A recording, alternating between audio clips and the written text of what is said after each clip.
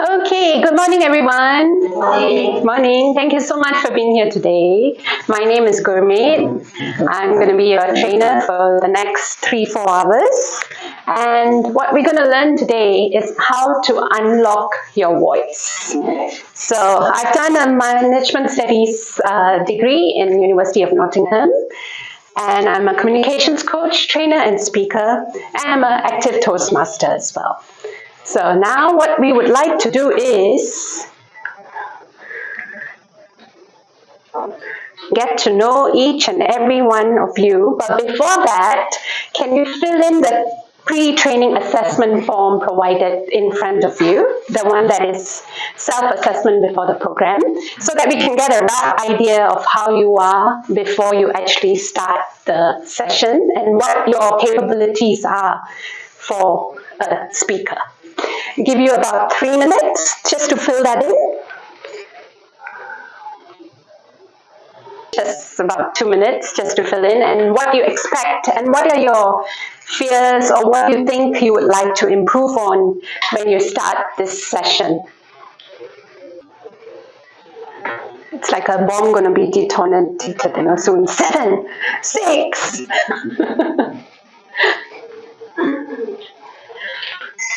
Superb.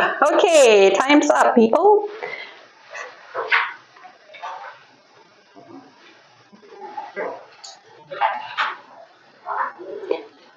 Okay, before we actually get into the session, I would like to know everyone better. So now is your chance to have 2 minutes of fame up here and let us know who you are, where you're from, and what you do. Any volunteers to step up? Or should I start first?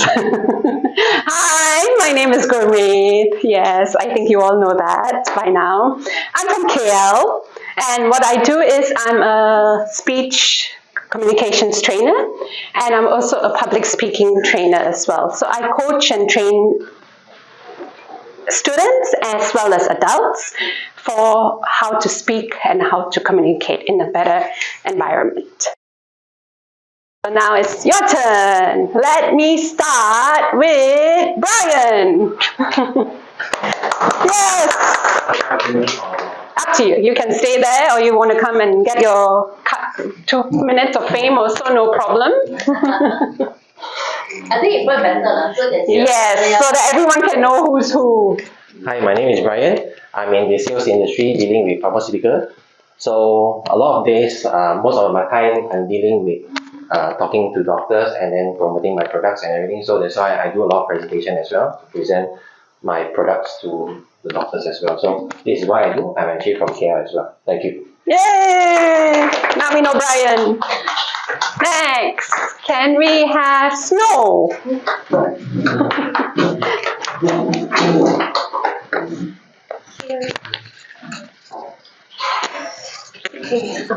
Hi, my name is Ang Papawin, and I'm from Myanmar actually, but you can call me Snow. And I'm a second-year student. I'm doing my bachelor degrees in information technology, and I am directing toward the digital marketing field. So I'm required to do a lot of presentations. I talk to a lot of people, so that's why I want to elevate my speech. It's okay, I can pass it to the next person. Thank you. Okay, random person number 3. Can we have you on stage? Arif, no. Hi everyone, my name is Arif. I came from a small village called Chokto, state of Myanmar, and I have been living in Malaysia for 9 years now. I study here in Malaysia as in the refugee center, learning center. I started learning at the age of 15. When I was 15, I don't know how to write my name. Actually, one of my dream is to learn and share to the refugee children who can't go to other places to study or Lay. So now I teach to the refugee children, especially I'm a sports coach. I teach in our community area, like who cannot go to other place to play and learn, and I Okay. help them with other organization. Oh, nice. Yeah, I Okay. live in Batuket. Batu Selang, Kids. yeah. Okay, great. Thank Thank you. you. Hello. We've got a few late entrants, but it's okay. Thank you for joining us. Thank you. So now I would like you to have your 2 minutes of fame. Wahida, right? Yes, yes.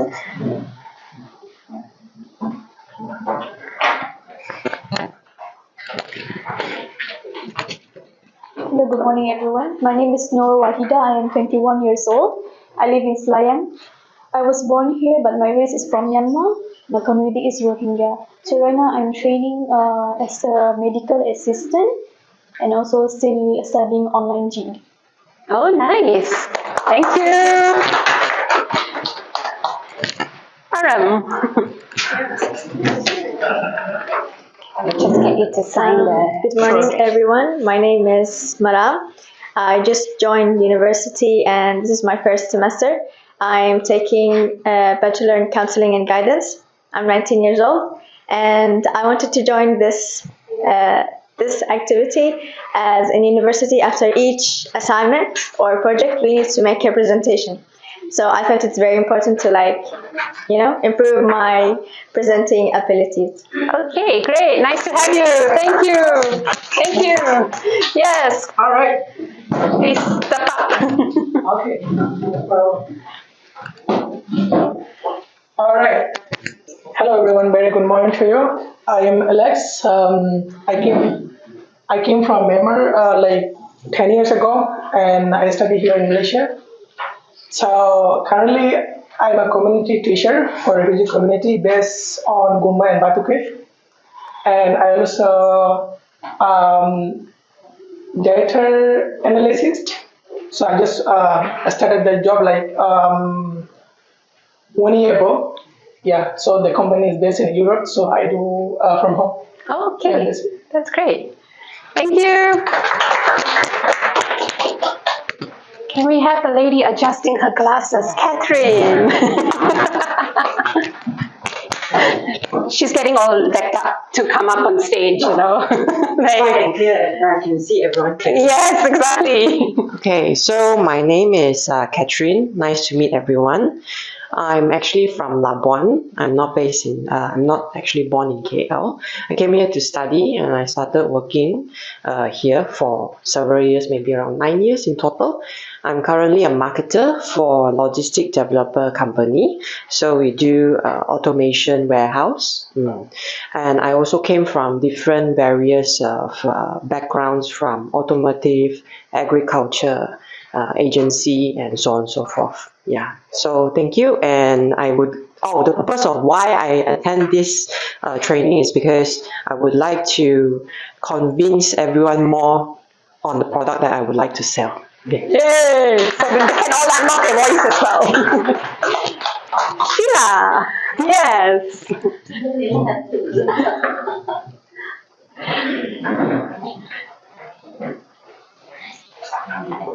Yeah. Hello everyone, nice to meet you all here. My name is Sheila. I'm a local, KL.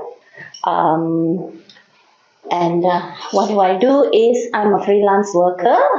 Based on projects, I do consultation and other stuff.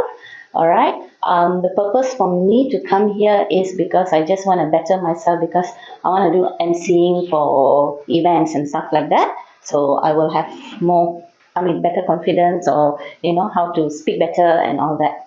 Okay, superb. Thank you. Leonard. The guy hidden in the corner.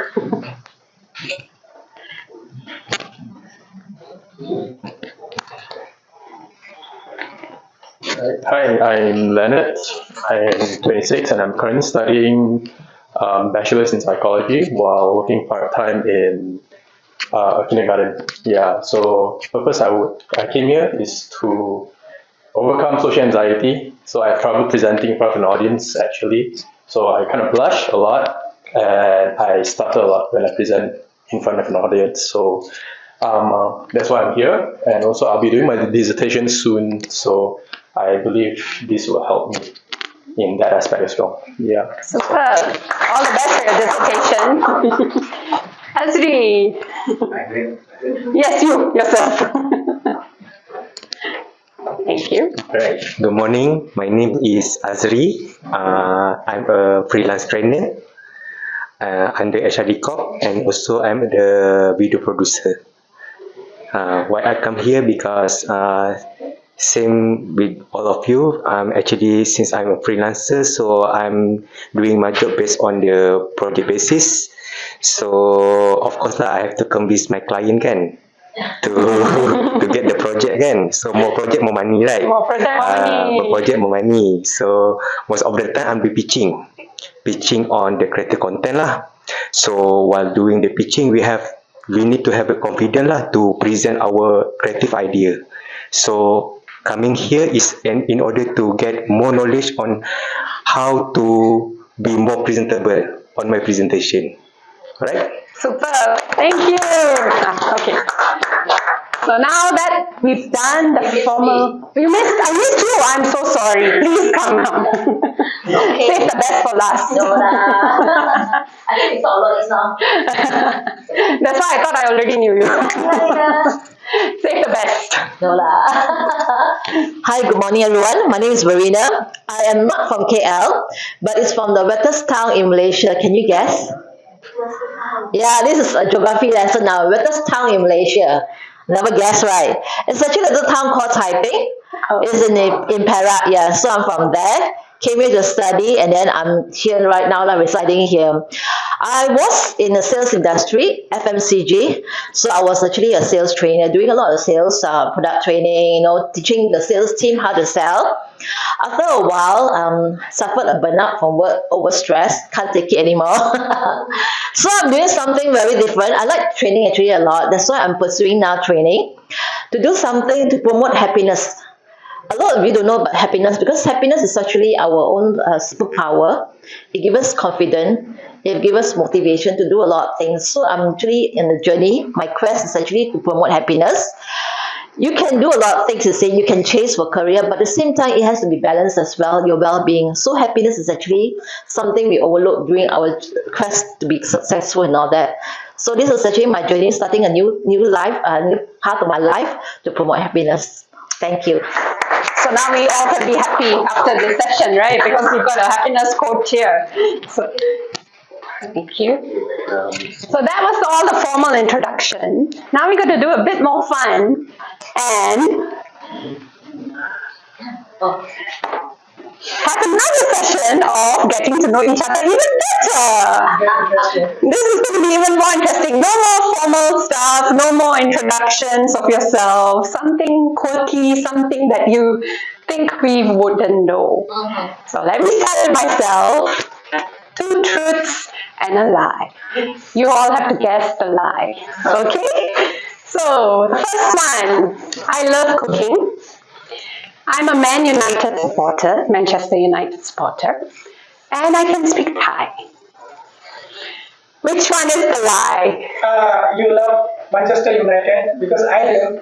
That's the truth. You don't or you do? Because I do. You do? Oh, okay. Yeah. Alright. So you think that's the truth? Okay. That's the truth. The second truth is you love cooking. Okay. So you think I can't speak Thai. So that's my lie. No.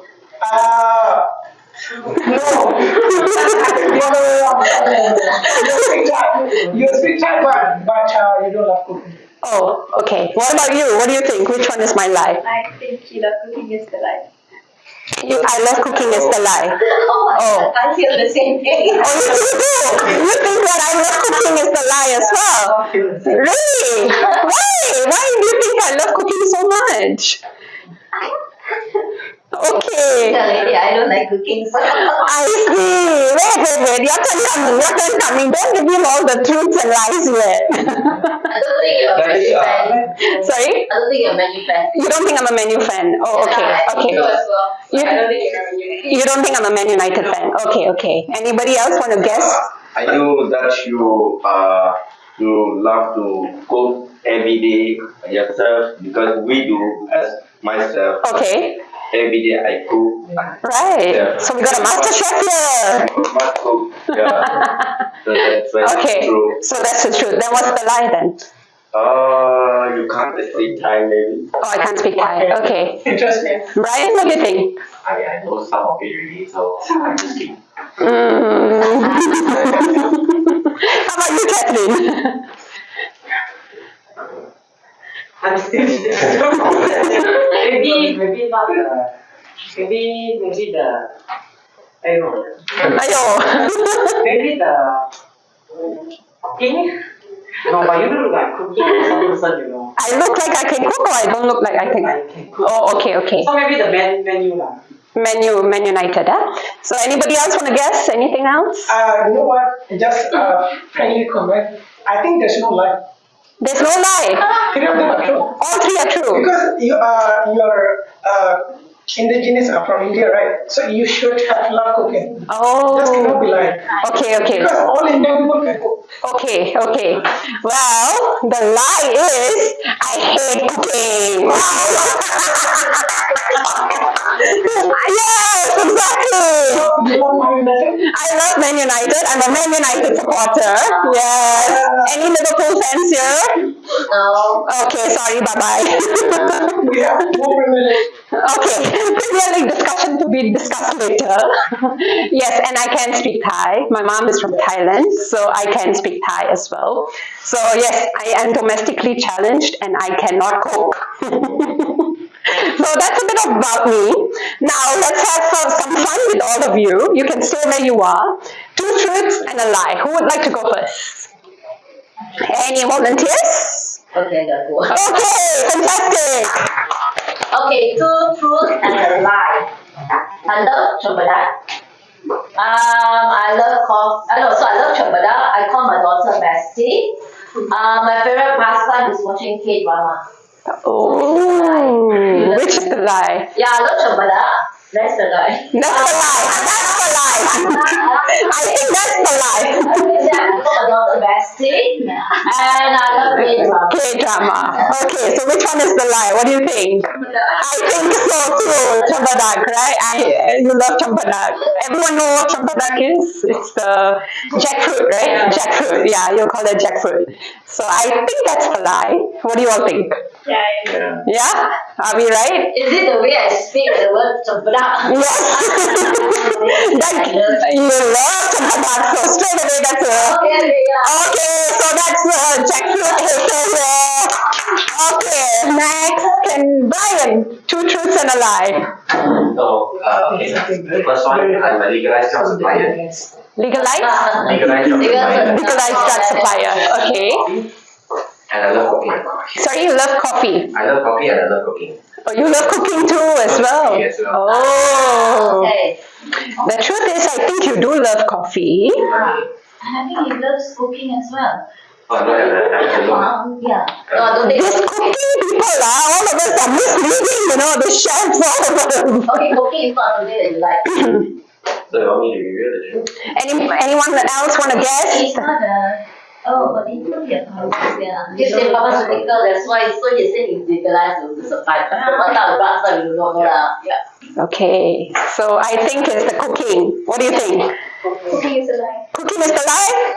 Unfortunately, I think cooking is true. Cooking is true. Okay, then what's the lie? I think coffee. No, the first thing he said, what was the Legalized drug supplier. Yeah. I think he doesn't like coffee. I mean, he doesn't like I think he likes coffee. He's got coffee in front of him. So that's a giveaway. But you're in a hospital, what? But maybe he's not legalized. He's selling illegal drugs to everyone. Oh no! This is the term I use. So the first one. So the lie is actually coffee. Now why are you drinking coffee? Oh, yes, why are you drinking I coffee? think it's very funny because I'm not too fancy about coffee and I don't hate coffee. So that's why I say I love coffee. So I don't love coffee, I don't hate it, I don't like it. Okay. So it's I'm good at this. Technicalities on the words. Okay, thank you, Brian. No! Two truths and a lie. Alright, I can speak Malay very fluently. I can drive. And I love playing mobile games. This is tough. What do you think? What does everyone think? I think driving. Yeah, I think it's the driving. I think. Malay is like. You think she can speak Malay? No. Okay. So she thinks you can't speak Malay. I think driving. What about you? She can speak Malay but not fluently. Not fluently. Okay. Driving. What is the lie then? Driving. Yes! Very good! Very good! I almost thought of it correct. I've been here for Malaysia for 14 years. I take it out and I put it here because I didn't mention how long I was here. Okay. I'm actually very fluent in Malay. Oh, very nice, very nice. Driving in KL is a bit havoc, like, not something. I've never learned. I have the intentions, but I haven't got my hands onto it yet. Okay, never mind. We can save that for later. Sheila, two truths and a lie. You've been guessing everybody's lie. What is your lie? A lie, that's the problem. You don't have a lie now. That is a lie. That's the biggest lie, that you don't have a lie. Still need time to think? Yeah. Okay, we'll go with Maida. Two truths and a lie. I love baking. Baking. Baking cakes. Okay. I love durian and I can speak Malay fluently. Ooh, I think the lie is what? Durian. I think it's durian. What do you all think? Yeah? Is it? Yes! Yay! We got that right. Catherine, what about you? Two truths and a lie from you. I have two cats. Okay.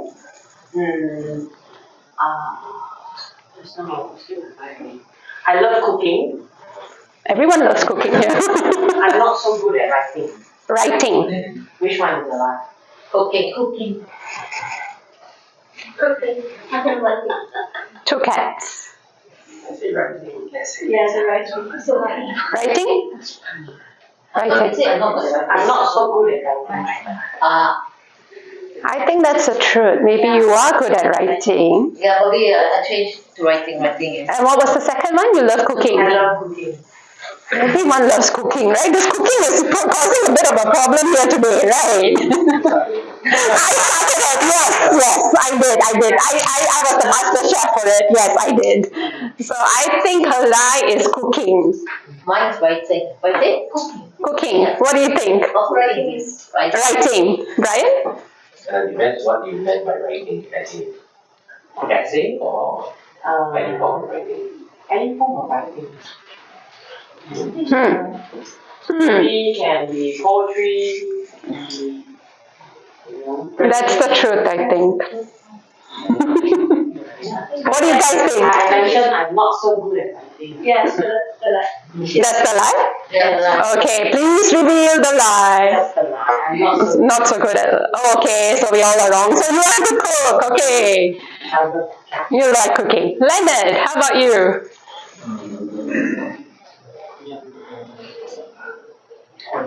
I can speak fluent Chinese. I love to read. And I've gone bald before. You've gone bald before. Oh, this is interesting. I think that's the truth. That's the truth? I think it's love relationship. What is the second one? Love reading? First one is I speak fluent Chinese.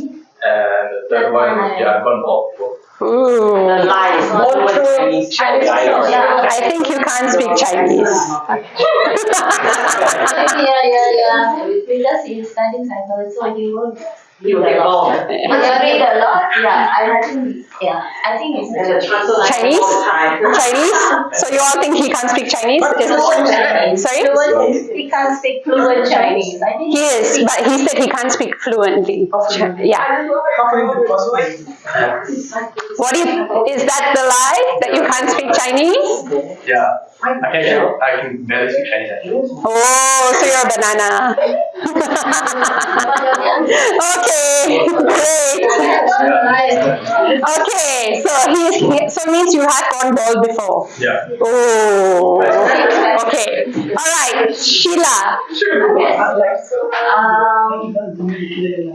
Let's listen to Sheila's truth and light. I used to be a teacher. I speak and write Hindi, and I used to be a traditional dancer, Malay traditional dancer. Ooh, she took time to think of her lie. Now she cooked up a great story. She's cooked up a great story, okay, everyone. So let's just don't go with her looks. I don't know. What was that traditional Malay dancer? English? You can speak. Teacher? I can speak and write Hindi. Which one is the lie? This one is a bit difficult, right? I think the Hindi, maybe you can speak, maybe you cannot. Right, Hindi. Yeah. Are you Malaysian, is it? Okay, you can definitely write in Hindi. Oh. That's the truth. I think you're not a teacher. I think you're not a teacher. Yeah, I think so. What about you? What do you think, Maram? What kind of teacher? Sorry? Writing. So we've got a few who think you can't read and write Hindi. One who said you're not a teacher. So everyone assumes that you're a Malay dancer. Traditional Malay dancer.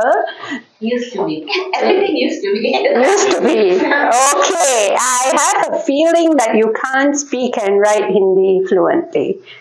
I can't. You can't? Yes! I was a teacher in international. Oh, it's cool. Wow, teacher Mai. Okay, so you were a traditional Malay dancer as well. Oh, so we can have classes later after this, right? Okay, never mind, the stage is yours later. As everyone, Azri, yours, truth and lie. I love cooking. I know, everybody loves cooking. When did I start? I love eating. Okay. I like sitting at home. Oh. That's you.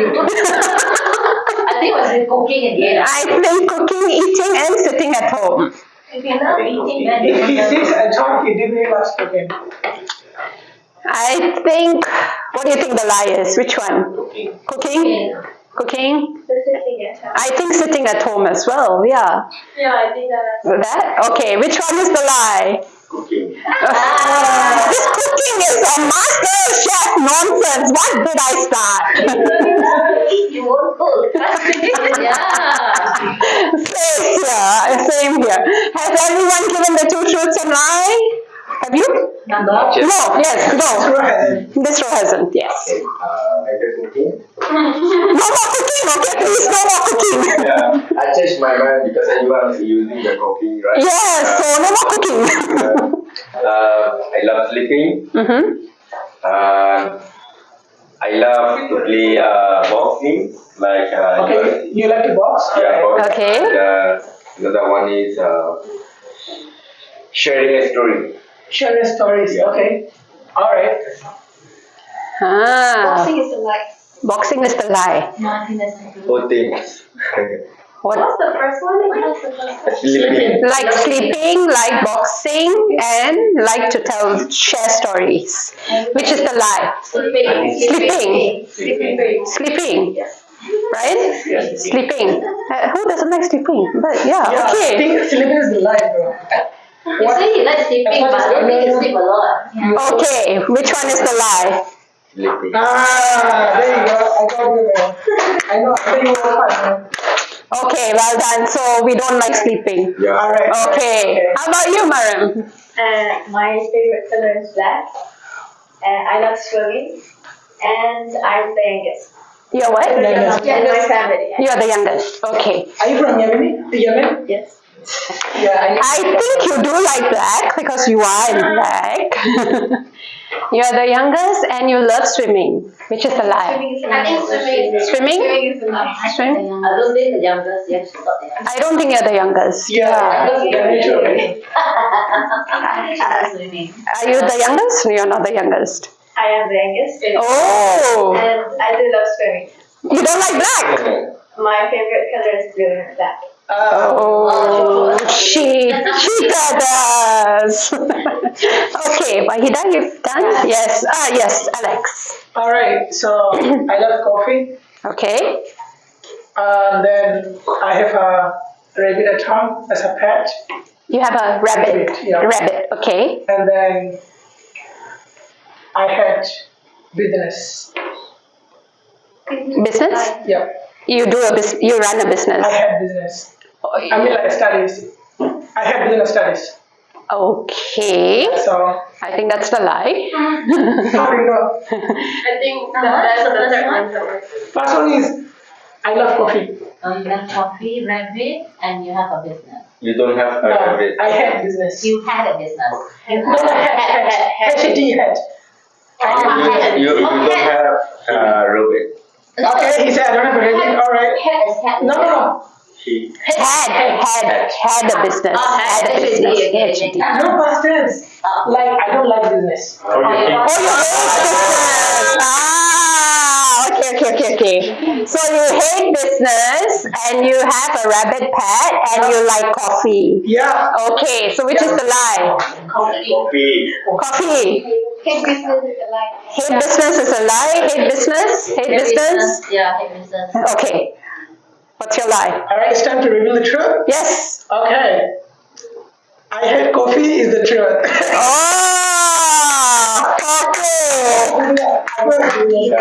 Okay. And then I do have a rabbit at home. Oh, you have a rabbit. Okay. Yes, okay. Super. So everyone's had their two truths and a lie session done. Super. So now we know each other a bit better. So we can pick on our lies and everything later during the break.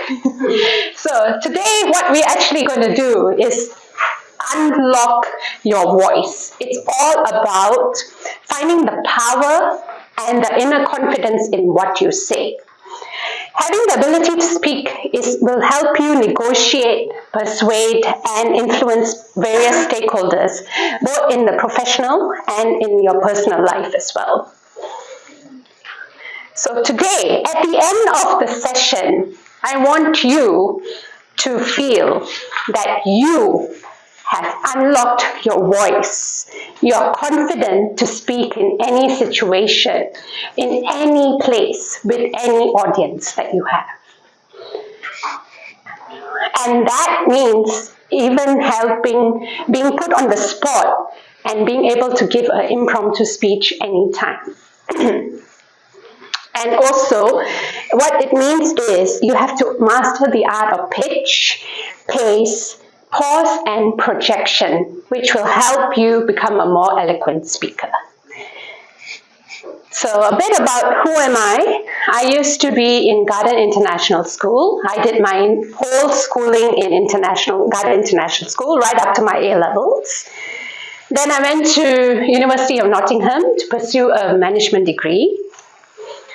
I worked in DHL and I was nominated as the Employee of the Year. After that, I started my own company where I have training and I do marketing for small companies and startups. And I'm also an active Toastmaster. So I enjoy the public speaking stage. The stage is my second home. Yeah? So today what we're going to be looking at is, this is our full program outline. Building confidence and debunking public speaking myths. There's a lot of public speaking myths that everyone has. So we're going to debunk all the myths that people have. Impromptu speech and how to create an elevator pitch. Attention grabbers, what we will need in future if to get everybody's attention when we actually start speaking. Types of speeches: informal, persuasive. Body language in communication, so your posture, how you stand, how you talk, that's what you need to know as well. And that will continue in Module 6 as well. And the vocal techniques, your pitch, your projection, your tone, how you speak, how you throw your voice across the room. And that's again continued in the next module.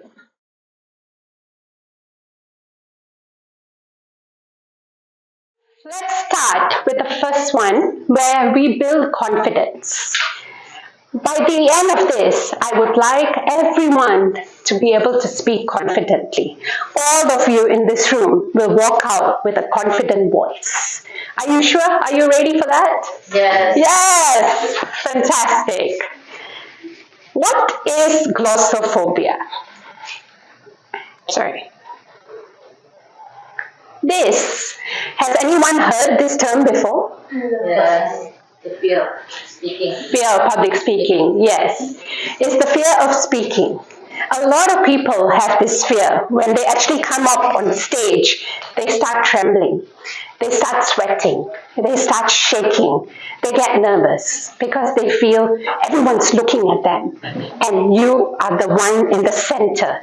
So everyone has the fear of speaking in public.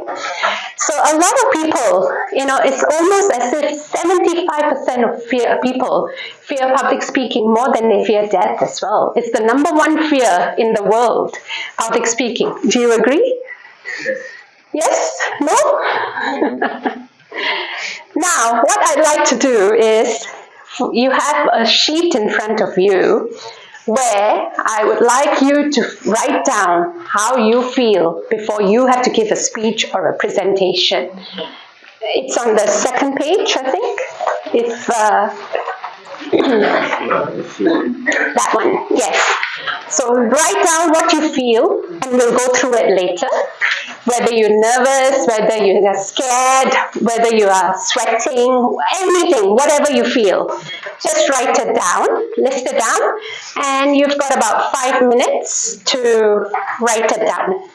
Whatever you feel, how you feel, what you think, your state of mind when you actually need to give a speech, or when you have to give a presentation, or even when you are meeting strangers and having to talk for the first time. Just list it down. There's no wrong answer. It's just what you feel as a person.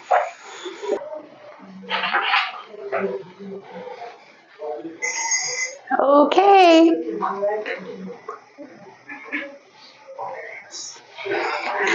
So, would everyone like to share what their main fears are of speaking? Anyone would like to go first? Yes, Alex. I mean, I kind of lost my voice of tones of voice. Okay. The pitch, when we speak. All right. Voice. Okay. Because I think it happens because of the confidence, not having enough confidence.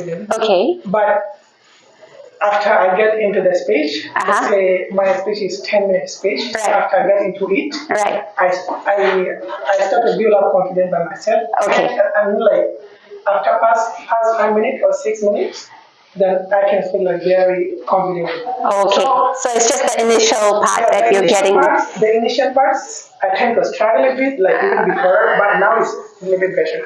Okay. But the end part is completely fine. Okay, super. So your problem is your starting. Starting. Okay. How about you, Brian? Any qualms or anything that you have? I would say I will get nervous at times. Nervous, okay. When I start, even though I know what I want to speak, right. I still get nervous. Nervous, yes. Okay, that's very common. Everyone has that problem. How about you, Maran? I noticed that sometimes after I start talking, I would be there will be something I need to swallow. Okay. You know what I mean? Like there's something in your throat that you can't. Normal times when I speak, I don't have it. It just when I start speaking, okay. I start to have that. and my heartbeat before I start the electricity. Oh, heartbeat. Okay. Okay. I think that's very natural. Yes. Very common. How about you, Sheila? Do you have any worries? All that the nervousness is there, especially the heart. The heart. In the beginning. Right. Yes. But I think basically for me it's like the one that I listed down is basically like everybody is like looking at you, like all eyes are on you. So all the focus is on you. Focus is there, and Okay. you know how people can be quite judgmental. They Right. ridicule or just Yes. laugh at you. Yes. Just slightest mistake or something. Okay, like so that gets you more nervous. Yeah. Okay. How about you, Catherine? What do you feel? I think it's quite general. So my heart rate will shoot up like what she mentioned. So everyone's heart going duk, duk, duk, duk, duk, duk. Okay. Breathe, maybe forget to breathe sometimes. Oh, forget to breathe. Okay, we don't want to call ambulance. Then after that, maybe a sudden fear of mind blank. Mind blank, right. Maybe losing momentum. Right. I will think about this, but supposedly it's not. It won't happen, but because I was thinking during that time, Yes. then I may lose my momentum. Right. And then it start to sprout out gibberish. Gibberish. Okay, fair enough. How about you, Arif? What do you think? What is your fear? When I'm about going to give a speech or Yeah. presentation, Yes. I feel like nervous because I think that all the audience in front of me. So, they are tensions when I going to give to the stage. So I scared that when I'm going to give a speech, I think I will be mistake Okay. afraid. So you think that you're gonna make a mistake, right? Weak confidence, Okay, fair enough. All this is very normal. How about you, Leonard? What do you feel?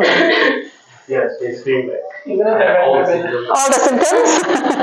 Oh no, so we sound like a medical problem here. All the symptoms are mentioned. So your heart goes duk, duk, duk, duk, duk. Stuttering. Okay, so practically everyone has nearly the same sort of symptoms as we would call it, right?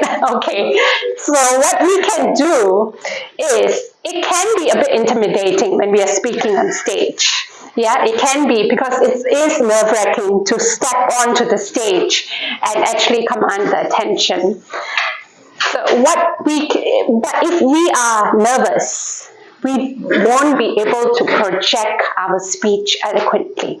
We won't be delivering anything in a clear, concise manner.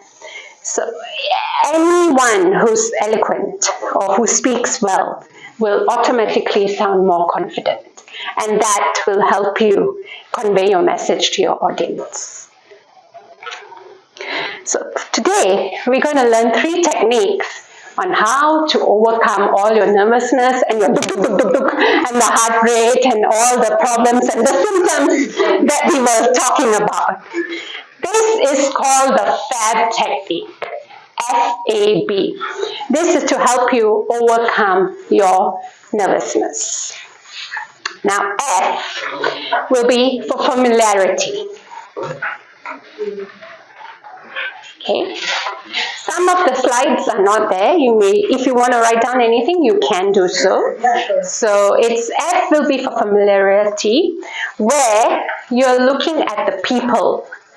So before you actually start a presentation, or before you start any speech, you want to build a rapport with the people.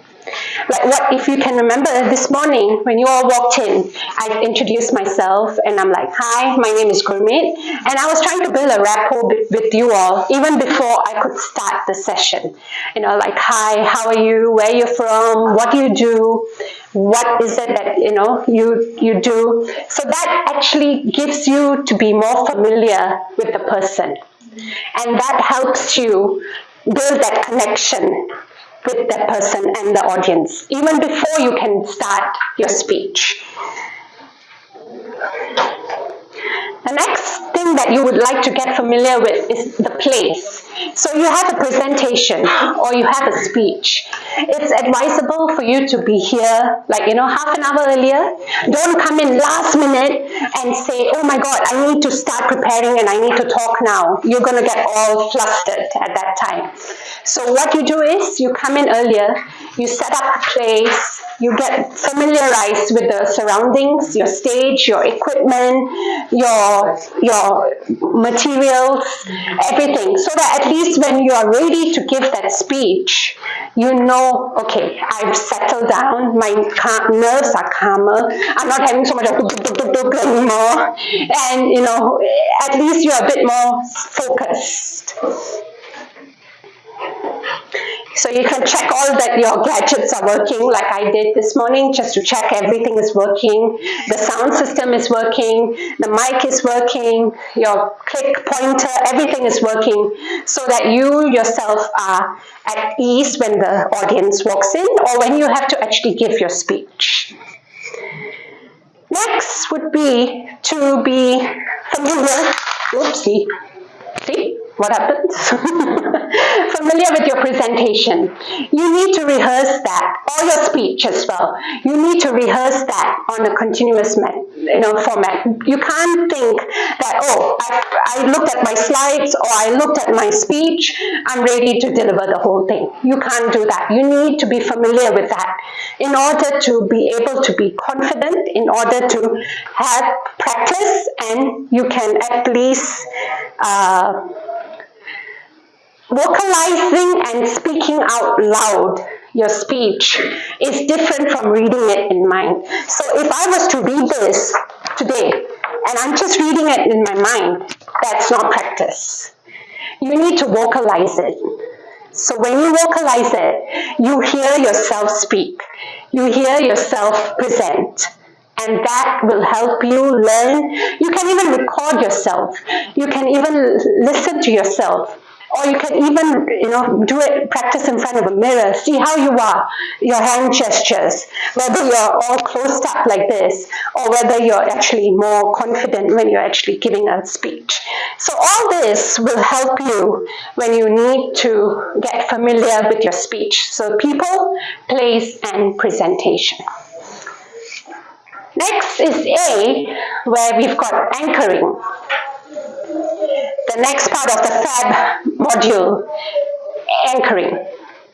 This is where we look at our 5 senses.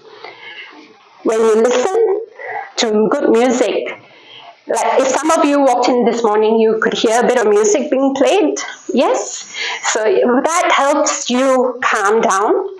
It helps you relax, and it helps you, sometimes you can even use their own type of music, their own mantra. Some want a peppy, more dance music to get you, into the groove of things. It depends on the situation, and it depends on what you like as your personal music choice.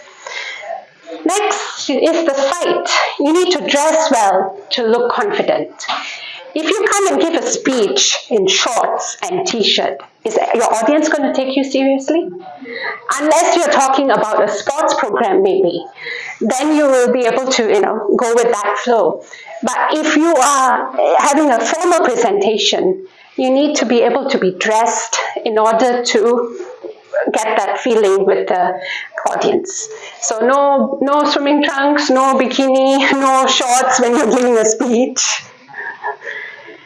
Next is the smell. Some people use essential oils, like lavender essential oils, to calm their nerves, soothe their nerves, and use, sometimes they just rub it here or on their wrist so that they are calmer, and that will help with all the duk-duk-duk-duk that you had earlier, Leonard, all the duk-duk-duk. It will help you calm down your nerves. The taste. Dark chocolate is supposed to help increase your serotonin levels, and coffee is actually quite bad if you're actually giving a speech. You get more nervous, you get more jittery. So Brian, no more coffee for you now. So, if you are giving a speech, what you can do is, but some people can't function without coffee at all. But that doesn't mean, you go overload yourself with coffee, because coffee will make you more energetic, more excited, more adrenaline. So you need to calm down. So, sometimes dark chocolate will be good enough for you to just calm yourself down.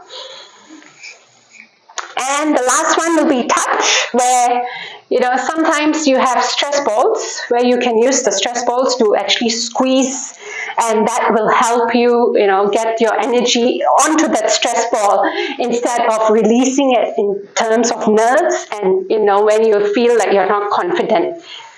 So if all this is called anchoring. Sometimes touch, you can even use stretches. Some do a bit of stretches to release the energy before they start speaking. So all this is to anchor you to the ground. First was familiar. Now is to anchor you so that you're anchored to the ground before you can actually speak. Now the last bit of the B, breathing. Okay, everyone is breathing, I know. But there's a certain technique. It's called box breathing, or the 4-4-4 technique, where everyone has to breathe in for 4 counts, hold for 4 counts, breathe out, and then again hold, 4-4-4. So this will help you calm your nerves down, and you won't have all those feelings and the symptoms that you all were saying earlier, all the medical symptoms and the speaking symptoms just now that you all were feeling earlier. So once you do this FAB technique, FAB, so you familiarize yourself, you anchor yourself, and then you breathe, you should be calmer when you have to give a speech.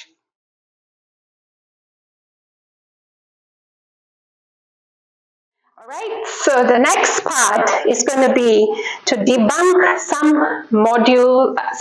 myths of public speaking. A lot of people have various myths, where they have, the false idea of what public speaking is supposed to be like. For example, do you think this is true or false? Public speaking is the #1 fear of humans. True? True? True? True? Catherine, you think it's depression? Wow, that's a mental issue, but we are talking about the fear. So yes, you think it's true? Yes, true. Correct. Public speaking is the #1 fear of humans. Do you think this is correct? Visualize your audience naked to calm your nerves. No? No? No? You'll be laughing. Okay, imagine Brad Pitt sitting in front of you and he's all naked, then nobody's going to be speaking anything, right? So yes, this is false. We don't want to imagine our audience naked, which is actually very disrespectful to the audience as well, because it's a way of distracting you. So we don't want that to happen.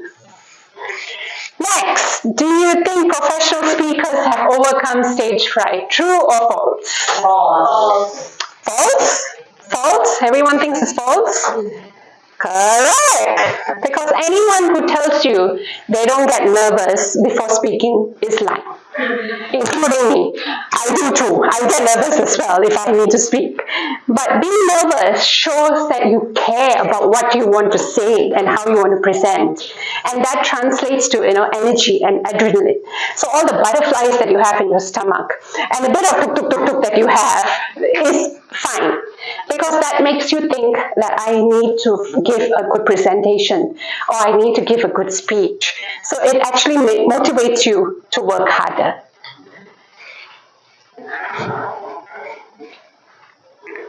You should never memorize your speech. True or false? True?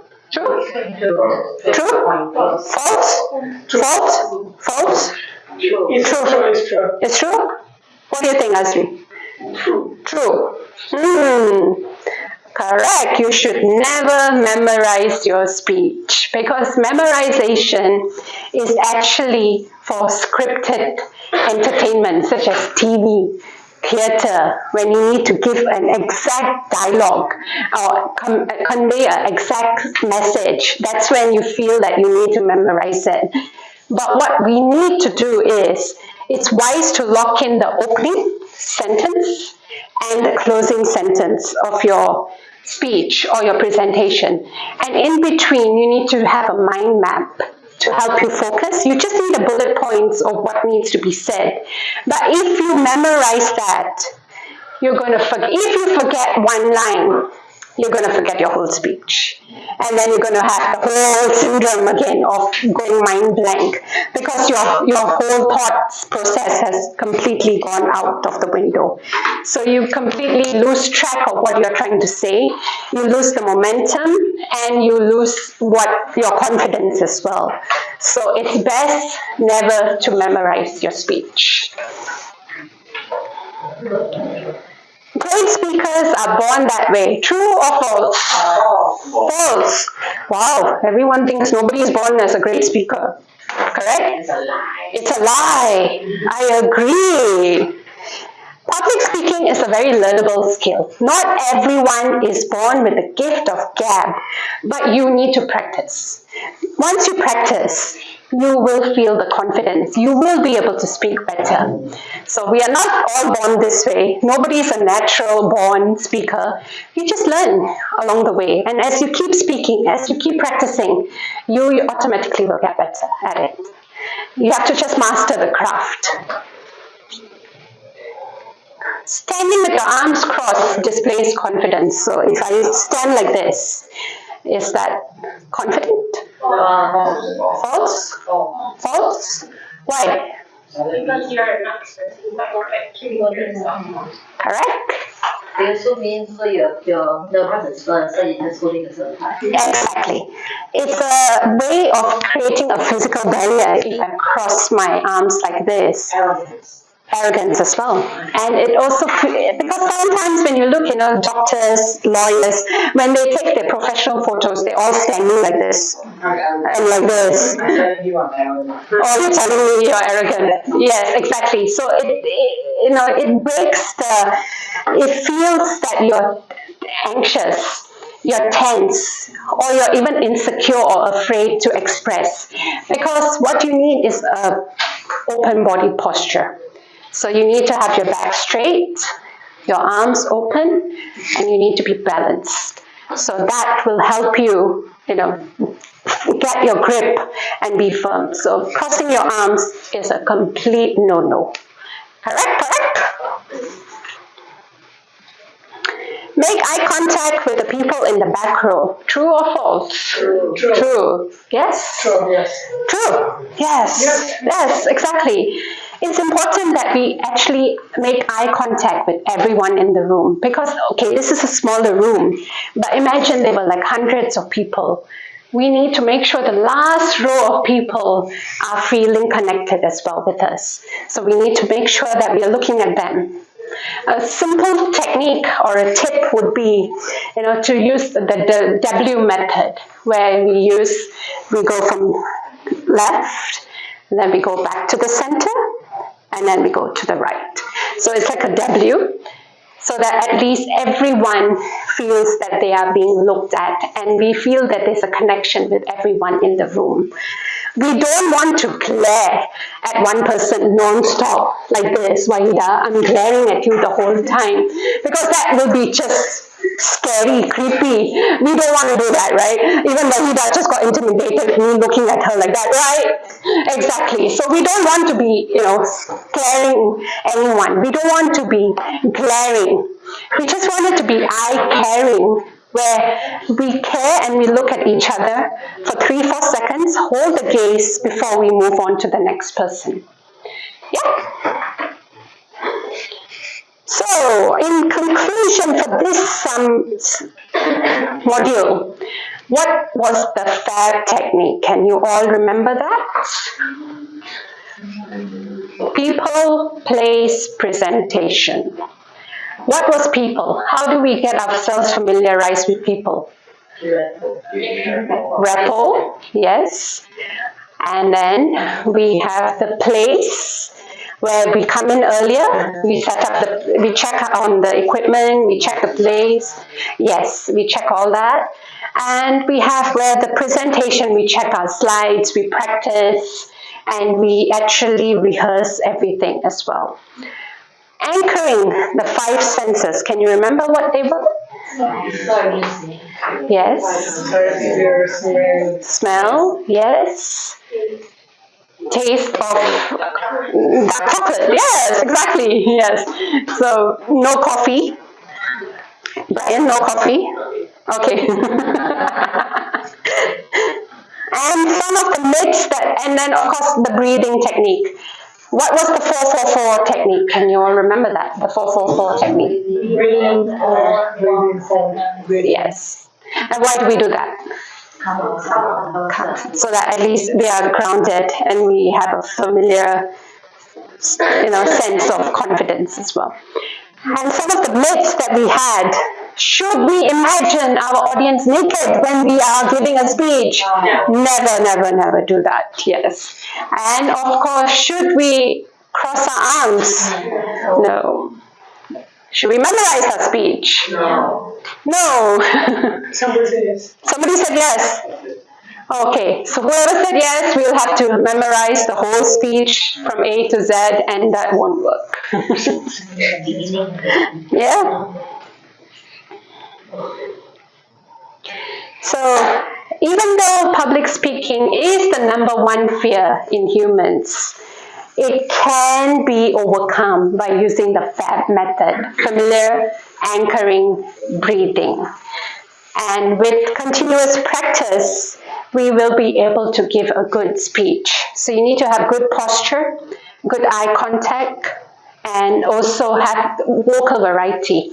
So imagine we were all talking in the same tone. This is such an interesting session. Lee, thank you so much for coming today. I am sure you all are enjoying yourself. Are you ready for more sessions and more slides? Will anyone listen? No? Right? So you need to have that vocal variety in your voice as well, so that you inject a bit of humor, a bit of spark, a bit of light, and of course we need to have that vocal variety before we actually move on.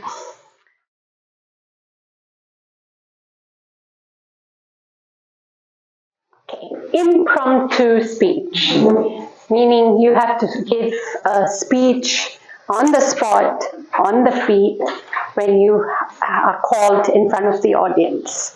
So by the end of this, you should be able to speak in an impromptu manner and unlock your voice. I heard a few of you saying that you were a bit nervous even during the break.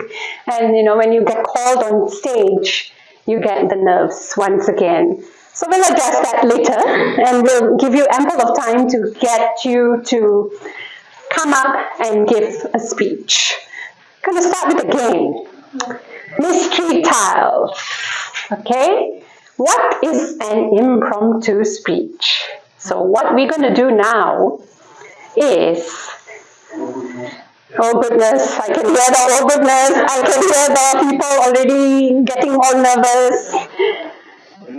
You choose 2 random numbers. 7. Wait, you'll be the first to be called since you're so excited. You choose 2 random numbers, and whatever's behind the number is what you have to talk about. Oh my God, I can hear a whole lot of oh my God, oh no. Are we ready?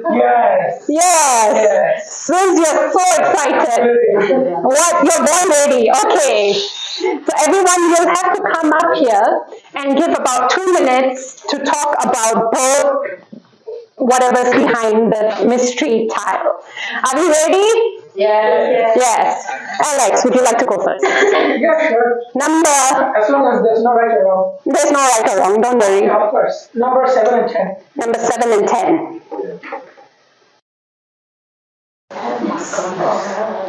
So you've got magnifying glass and winter.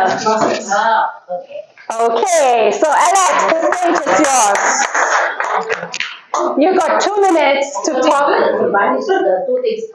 You have to combine both the things together and you have to talk about it. So you've got a magnifying glass and you're having winter. The stage is yours. This was very unexpected. I have never done anything like this in my life. So I have literally no idea what I'm going to talk about, but I'm just going to make it up. Yes, Let's that's be the whole point of improv. All right. Okay, so I thought 2 minutes. Yes. I started. Okay, so I have two brothers. So my youngest brother is currently on 3rd grade. So when I have leisure time, I try to spend time with my family. While I spend time with my family, I try to teach my youngest brother, my 3rd grader brother, how to identify insects in my backyard by using the magnifying glass and as well as the glass bottle. Yeah. 2 minutes for both copyright. Okay. Combine both. Okay, winter. Winter, yes. Well, very, very unexpected. Again, never experienced in our life because we're in Asia. Yes. Anyway, okay, so I had a few friends who left Malaysia for USA. Yep, and then so before he left Malaysia, and then we used to hang out a lot in Seattle. We used to study there. So he was pretty excited. My friend who is going to leave Malaysia for USA, he was pretty excited, and he always talk about, I will gonna play with snow. If you go to America, I will enjoy the winter season, and then I will take picture and send you, and then we will joke, we will talk about that, and then we will talk about winter season in USA. So after he went to USA, yeah, he sent pictures in winter season of him playing with snow. So and then we all pretty excited, and so from that we all learned that dreams do come true. My friends always wanted to go to USA and do some activities in the snow, because he loves snow, he loves coldness. Okay. So yeah, he did. His dream came true. Fantastic! Let's give him a round of applause. Thank you. Okay, who would like to be the next victim? Or the next, I see a lot of people hiding, some looking out of the window, some thinking, should we go home now? Leonard! Yes! I think I'm taking 11. 11? 11 and? 12. 11 and 12. Ooh, okay, this is going to be tough. Wow. Sun and autumn. The stage is yours, Leonard. About the sun, I don't know what else to say. We all know what the sun is, so I've never experienced autumn. Maybe the closest thing was when I was a kid. I traveled to Melbourne once with my family. It was autumn then. It was actually really, really cold. Much more colder than you thought it would be. So I think I was too young, so I probably don't remember much, except there was a lot of walking in Melbourne and it was cold, so quite tiring experience, but fun as well. So that's all I have actually. I don't know how to combine the sun with autumn, so No? You can't think of a way to combine it? I don't have any stories about the sun. Okay, no problem. Thank you, Leonard. Wahida. Yes. Brilliant smile. Choose your 2 numbers. You're not ready yet. You will be when you see the picture. My hand is sweaty. Your hand is sweaty. And you're going dug. That's why you're here to unlock your voice. Come on, Wahida. Let's give her a round of applause. Wahida, come on. Yes. Stage is yours, but before that, choose 2 random numbers. You had your turn. 2 and 5. Okay. Number 2. Angry. And number 5. Oranges. See? So easy. Yeah, so easy. Okay, for anger. Yeah, I do have an anger issue. Now she's gonna get angry with me for choosing her, right? Yeah, in my family, most of irritated person is my dad. Okay. So sometimes I will have an argument with my dad. He will like to ask me some personal question and all these things. So I feel like, yeah, in my life, I fight with my younger sister and also my dad. Sometimes they are like irritating and also annoying. Okay. For vitamin C, I do like to eat oranges. And also oranges. To calm your anger. To calm the anger. She needs some vitamin C to calm the anger. And for vitamin C, it's good to eat oranges. Very true, very true. So that we don't be angry as well, right? I don't think so. Okay, that's it. Thank you. Okay, well done. Thank you. Next. Madam in black. Can I just recycle the numbers? No. Oh, cannot. Oh, Sorry. There's enough numbers for everyone. Okay, that's what I was counting. Okay, 1. Mm-hmm. 1 and 16. 1 and 16. Yeah. The stage is yours. Okay, all the best. All the best. 1 and 16. Thank you. Oh, happy. Okay. Easy, right? Yeah, easy. See, no need to recycle. Okay, talking about happy face and walls. Okay. Yeah. As you know, I am actually advocating happiness, which I think is very important. It is our superpower, our motivation to do what we want. And sometimes when we're not too happy, it's good to grab an ice cream. And one of my favorites actually was ice cream because it's a very old brand. It has so many flavors, and one of my favorite was ice cream is actually the lemon. The lemon ice cream, when you have the vanilla ice cream outside, lemons outside, the green color one or the lime. Sorry? Okay. I like that. So that's my favorite. So that's my favorite ice cream to go to when I'm feeling a little bit unhappy and I need something to make me happy again. My second best ice cream would be the cornetto. Is it under walls or under Nesteke? Other one, it's something like that as well. So that would be my second ice cream to go to. So anyway, wishing you all the best. Okay? Thank you. Thank you. Well done. Brian, choose your 2 numbers. 9 and 13.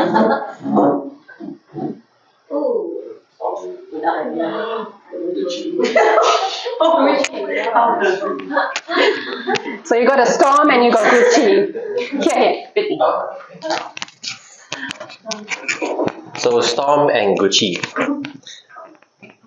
So I have a friend who loves dog, and so happened that one of her pets' name is called Stormy. Oh. Yeah. So second thing is she loves to dress her dog with expensive stuff. So Gucci, being Gucci was one of them, we will be the other one, and then she herself also loves expensive stuff. So that is why you can see Stormy very elegantly presented and everything. So that is her and her dog. Thank you. Table topic speaking. Very well done. Next, who do we have? Arif is trying to avoid my eyes and he's saying, don't look at me. Yes. Number? 3 to 6. 3 and 6? Yes.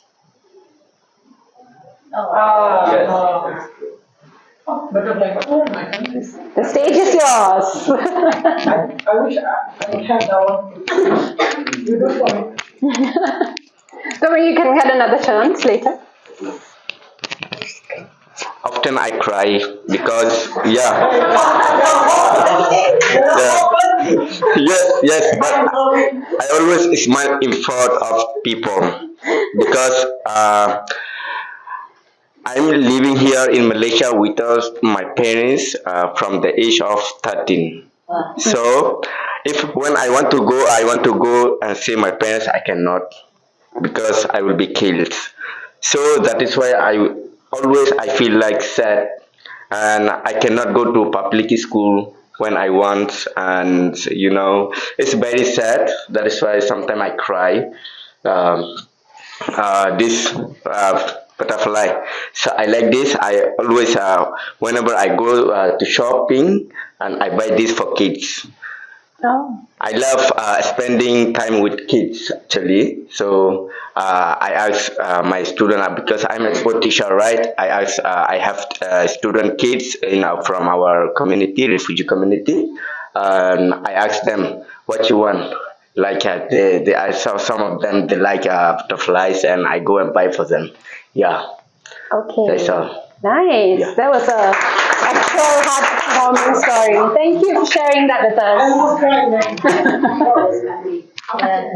Often I cry. We lost the opening, right? I often cry. That was an immediate hook straight away.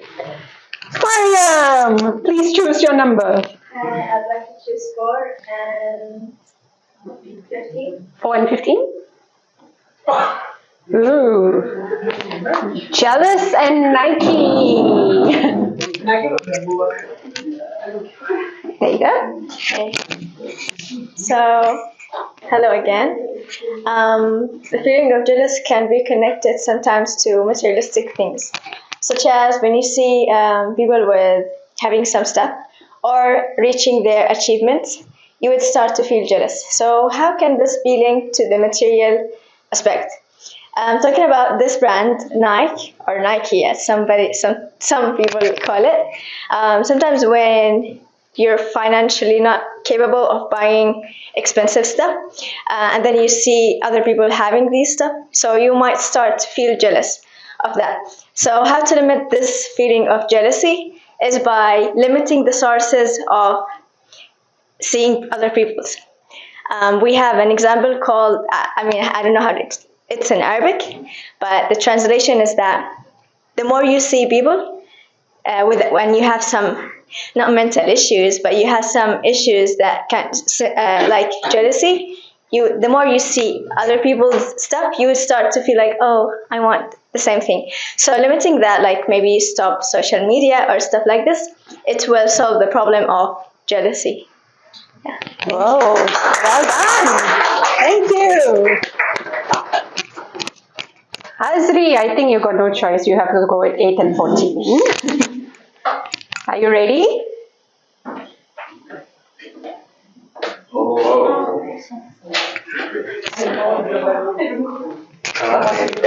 Mercedes and Pepsi.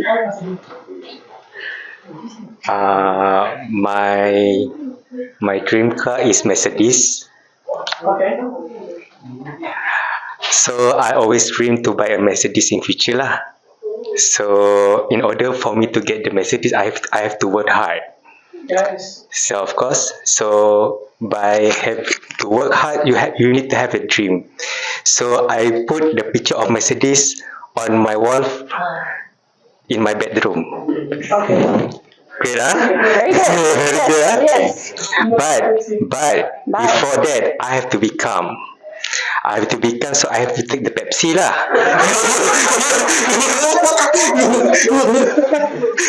I have to take the Pepsi because I need to work hard. Yeah. In order to work hard, I have to be more energetic. Okay. So I need to take a lot of sugar from Pepsi To buy the Mercedes. to buy the Mercedes. Fantastic. Don't worry, I know there are a few who hasn't done it yet. We've got more. Don't worry. Sheila, please choose your 2 numbers. Your heart going dum dum dum dum dum. Okay, 21 and 29. 21 and 29. Okay. Oh. Are you ready to see 29? No. No, okay.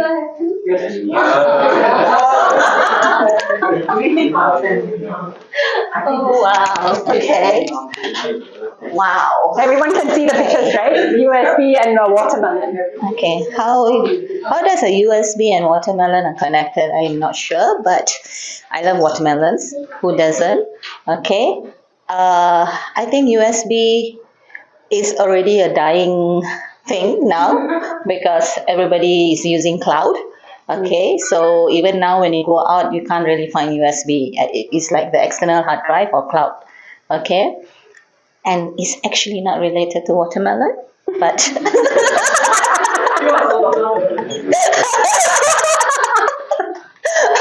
but we all love to have watermelon juice or eat watermelon. Okay, I think that's about it.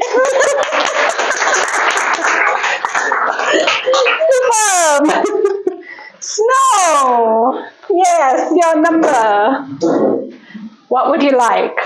22 and 27. 22 and 27. Oh, is that a Tennis ball. And a banana. Okay. So during the weekends, I love playing tennis with my friends. Okay. So we'll have a really long tennis session with my friends, and after all that workout, having a banana is really energizing, like a refreshment. So it gives me protein, and like I feel more nourished. After that, it's less than 2 minutes. Is it okay? Carry on a bit longer. Okay. So then my friends will bring a bunch of bananas, and I will share with everyone. And then we are actually playing tennis near Batu Caves. So there's a lot of monkeys, and so we try to bring extra, and then just give it out to the monkeys. If whenever we spot one, we just try to like throw it to them. And so feed yourself and feed the monkey. Yes, feed the monkey, feed yourself, be in the environment. Okay. Love animals. We are going green. We're going. Yes, we're going green. We're going on nature. Catherine! What's your two numbers? 2030. Okay. Washing machine and books. There you go. Bro, this is challenge now.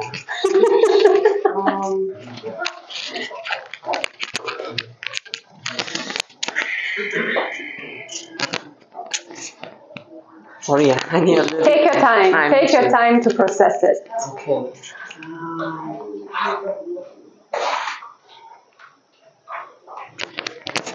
Washing machine and books. Okay. So, every week, like normal people, I would do my laundry. Okay. Normal people. Like normal, decent people, I will do my laundry every week. Okay. Okay. So I will wash my laundry, and then I have a pile of books that I've set aside for the longest time lah. So I've been compiling books and I put it aside, literature, poetry, and so on and so forth. I used to have this strong interest to this genre, but along the years, right, you start to lose your interest. Then I start to stray away from reading lah. Then this year, I have some self-discovery on myself a little bit more, trying to go back to who I used to be, what I used to like. So I would take some time to read some books that I've put aside for the longest time lah. So maybe also trying to participate some things that I like, maybe like to talk. That's why I'm building public speaking classes. I'm trying to participate more, maybe even go for open mics and stuff like that. So, but because I'm so rusted, so right now I'm just trying to go back to read more books and then see how I can shape myself and then participate more while doing my laundry. Thank you. Well done. Thankfully, she didn't say she'll dump her books in the washing machine. I think they're all these books. Has everyone gone once, at least? Yes. Yes. Now, round 2, because we've got a few tiles left. You choose one number. You start talking. while you're talking, I'll flash another number. I see everyone going. Anyone up for that challenge? Alex, you look like you're ready for another challenge. Yes. What's the challenge? The challenge is you choose one number. Okay. Okay. You come up, you start talking about that. And while you're talking about it, halfway, I'll flash another tile. So another picture will come up. And then you have to incorporate that picture into whatever you're speaking. Alright. Okay. So earlier you had a bit of time to look at both the pictures at the same time. The first picture and the second picture has to be correlated? No, the first picture you choose. So you choose just one number now. Okay. And while you're speaking, I'll flash another number. And then you just see what's on the screen. Okay, so the second picture has to be connected to the has to be connected. Oh, that's the hardest one. Yes, exactly. If not, if it's not, then it's easy, right? You can talk about banana, you can talk about watermelon, but we are connecting it today. Right. Okay? Sure, it will be a brilliant connected one. Brilliant connected one. Okay, I'll make sure. I'll make a note of that. What's your first number? Okay, what's the first number here? 17. 17. Yeah. Okay, the stage is yours. You can start talking about the blender.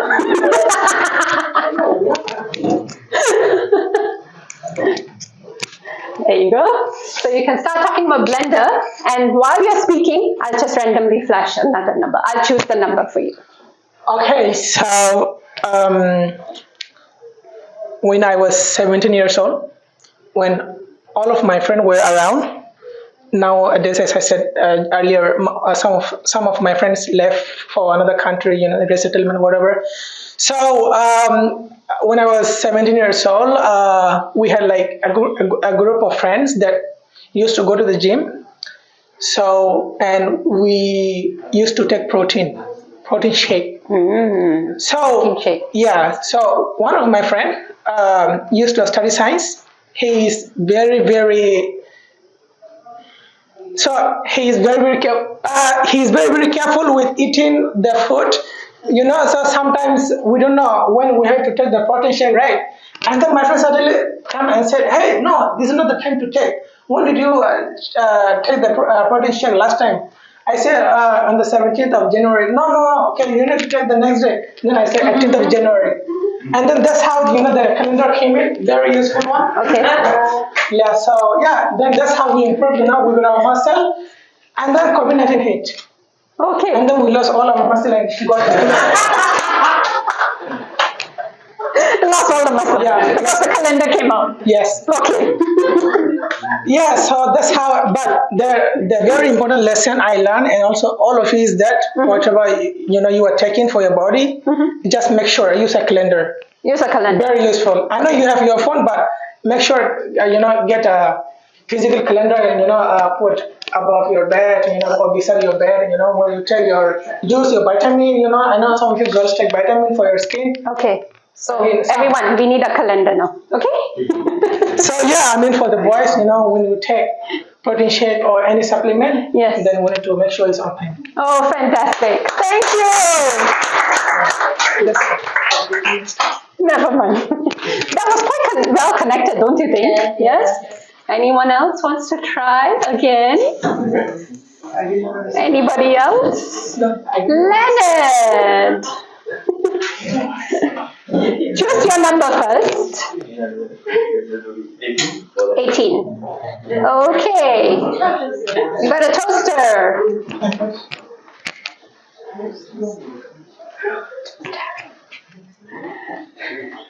Here you go. So you got your toaster.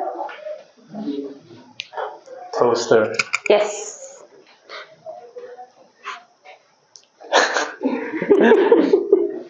Funny enough, I've barely used a toaster, so I don't really have much stories about a toaster, except I can you remember like one freak accident from a movie, probably Final Destination or whatever, where it involves a toaster. But generally, I don't really use toasters, so. Okay, so the toaster won't Football. Football. All right, toaster and football. How can I connect them together? But I guess footballers really like to have toasted bread in the morning as part of their breakfast regime. I don't know. So, I don't really play football. I'm not really a sports kind of guy. So, yeah, it's a bit hard for me to come up with something that connects these two together. Yeah. So You that's guys have any it. ideas? Yeah. So, I've got nothing. Okay, thank you. Mariam, right? Mariam, yes. Your first number. 31. Okay, that's easy. Calculator.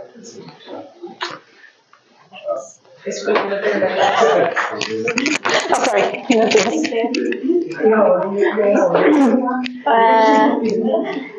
All right, everyone. As someone who just graduated 2 years, yeah, 2 years, the past 2 years from high school, I have dealt with calculator for a very long time. However, in my last year at school, we were not supposed to use it. They're just suddenly your last year, they're assuming that your mind becomes a natural calculator. So we would deal with numbers like 10 to the power of negative 10, something like this, very, very big numbers. So it was kind of hard to deal with it. However, at that moment, I just knew that your stress could be dealt with in physical activities, right? So me and my friends would have some sport activities like the basketball to manage our stress and to take it out into these games. We would spend a lot of time playing basketball whenever we felt very stressed out, just as a way to relieve our stress and be productive the other days. Yes, thank you. Well done. Very well connected. Good one. Catherine. 28. Okay.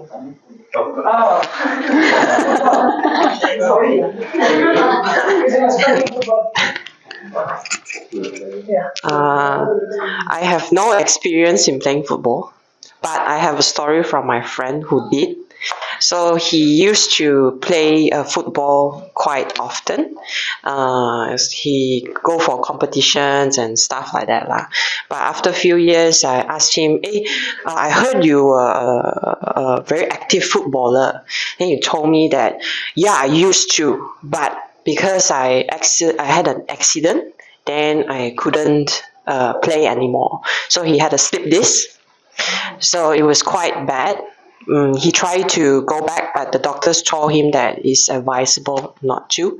So he said one of his dreams was shattered. Then after that, during that time of that accident happened, so he had a period of recovery, correct? So the doctors will always ask him to have a very nutritious diet. Then he will joke with the doctor, then say that, "What kind of nutritious diet that you're talking about? You need to have fruits, you need to have vegetables, you need to have your meat and intake and so on and so forth." So the doctor somehow was a female, okay? Somehow was a female.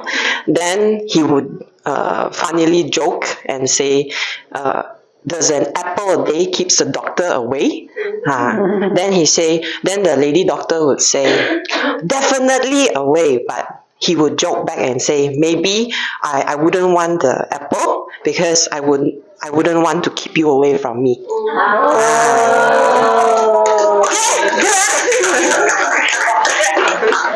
We can do another one then.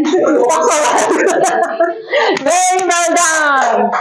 Any volunteers for the last one? Any volunteers for the last one? Come on. Brian? Okay, thank you. Choose. You've got option of 19 or 24 before I reveal the other one. 19? Oh, microwave. Microwave. Very good. So I believe everybody have a microwave at home, which is the most convenient tools ever made in human history. So whenever you are hungry, you can cook an instant noodle in a microwave, or you can actually cook an egg with a microwave as well. So it's a very handy tool that everybody needs to have it at home. So being in a traditional Asian family, microwave is always something that you really need to have. Even for my new house, I also need a microwave as well. But the problem is with microwave, you cannot microwave a grape. Imagine if you put a microwave inside a grape, what happens if it explodes? So you have to spend a lot of hours cleaning thoroughly with that microwave that you just exploded. So that's the problem of putting grapes into the microwave and heat it up. That's the problem. Thank you.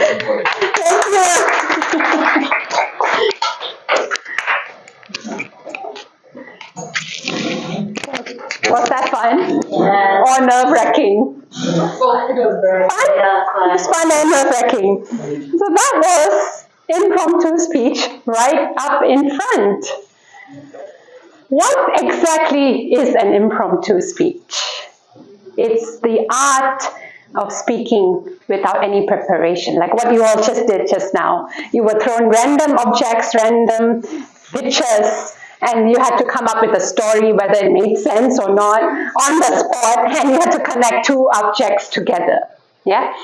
It helps you, it gives you a structure that the audience can easily understand and relate to. So we had some heartwarming stories shared here, some make-believe stories just now, and some grapes that never go in the microwave. So everyone had their own story to share. But what the beauty is, you all were put on the spot and you had to speak on the go. That is what impromptu speech is all about. Now, to help you, if you were given a framework to come up with the impromptu speech just now when you had the two objects, that would have helped you align and structure your speech rather than going, oh no, what do I say? What do I say now? What do I talk about? So there are two frameworks to help you when you actually have to give an impromptu speech. The first one is called the PREP model, P-R-E-P. And the second one is called 3-2-1 method. Now we'll go into each one accordingly. The PREP method is point, reason, example, and point. When you follow this framework, so it could be that you start off with a point, and then you go on with the reason, whether you agree or disagree with that, and then you give an example. And a point again would be to summarize the whole thing again. Summarize your speech. So for example, just now when you were given, like say, an apple and or a grape and a microwave based on the picture that was given. So what we could do is, the point is, we could start with saying, something simple like, do you agree that you can never put grapes in a microwave? So you start off straight away with a point, whether you agree or disagree. And then you say, for the reason, you can say, the reason that you can't put grapes in a microwave is because it'll just explode. For example, let me give you an example. If, I was trying to put fruits into a microwave, what happened? It didn't even turn out to be a fruit salad. It turned out to be a disaster. So my point is, you cannot put fruits in a microwave.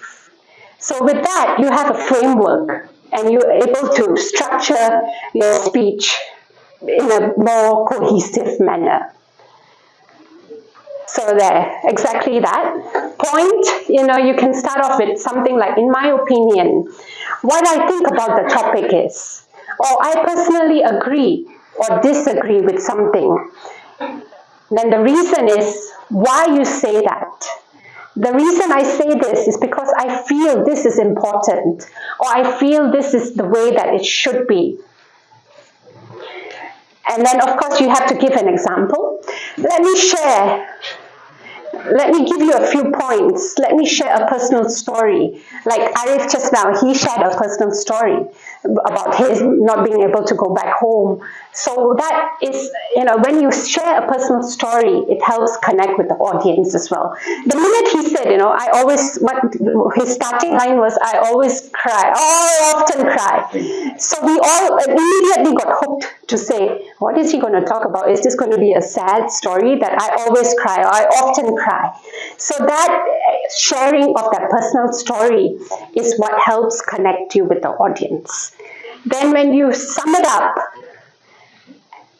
and you give your whole framework of the speech again, that's when you actually focus again, and you say, sum it up, let me summarize, or overall, and you repeat the point again.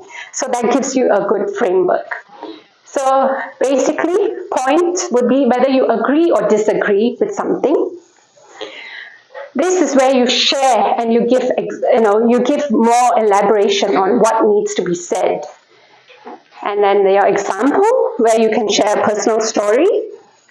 And then you repeat and summarize. So when you repeat, that point gets driven home once again. So that gives you a good framework. So it's point, reason, example, point. Now let's see how this works. If we, don't worry, no more mind-boggling games. But let's try with this. What's your favorite social media platform? Let's try and use the PrEP framework. Point, reason, example, point. Would anyone like to give it a shot? Yes, Ari?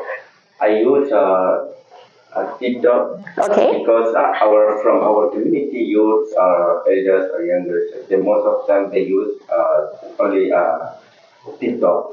So it is easy for us to motivate them from the TikTok platform. So that is why most of the time I use TikTok. Yeah, and personally for me, I also use Instagram as well. Mm-hmm. Yeah. Yeah. Okay, so that was it a bit easier with the framework where you have point, reason, example, and point? At least you have a structure to follow and you're like not all over the place and your thoughts are not all over the place when you're trying to speak. So for example, so let's just say, I love Instagram. In my opinion, I love Instagram. It's a very visual platform. And it allows for creativity through posts, reels, and also I'm sure you all know Gary Vee, the famous what's his name? Gary Vaynerchuk, yes, that's right.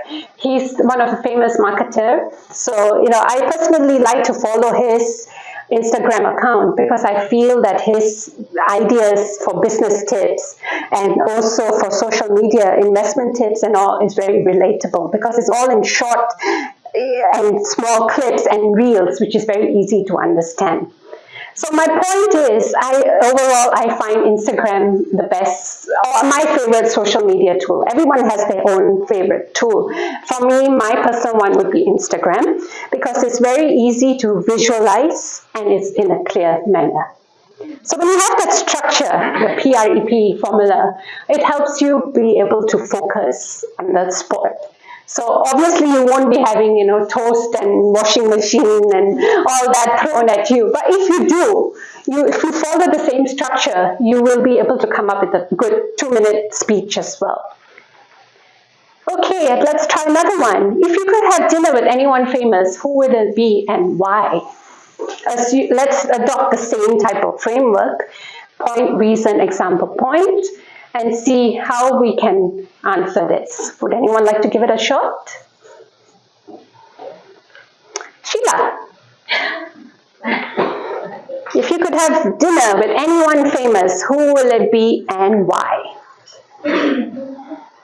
Well, if I'm famous, I think it will be Dr. Zainal Abidin. Ooh. Because he's an advocate for green, deforestation and all that, and we also, because I also a person who strongly believe that we only have this planet, this earth, so we need to protect it, and he's been advocating for that from the time I was so much younger, and he still does that.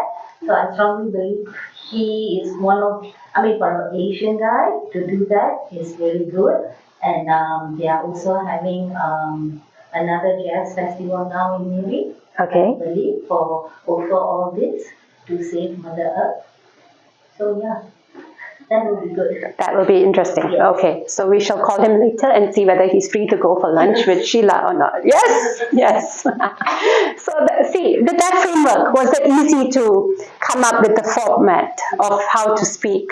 And it can be thrown any question, any situation. With that framework, at least it helps you structure and organize your thoughts in a more coherent way. So let me just give you the example.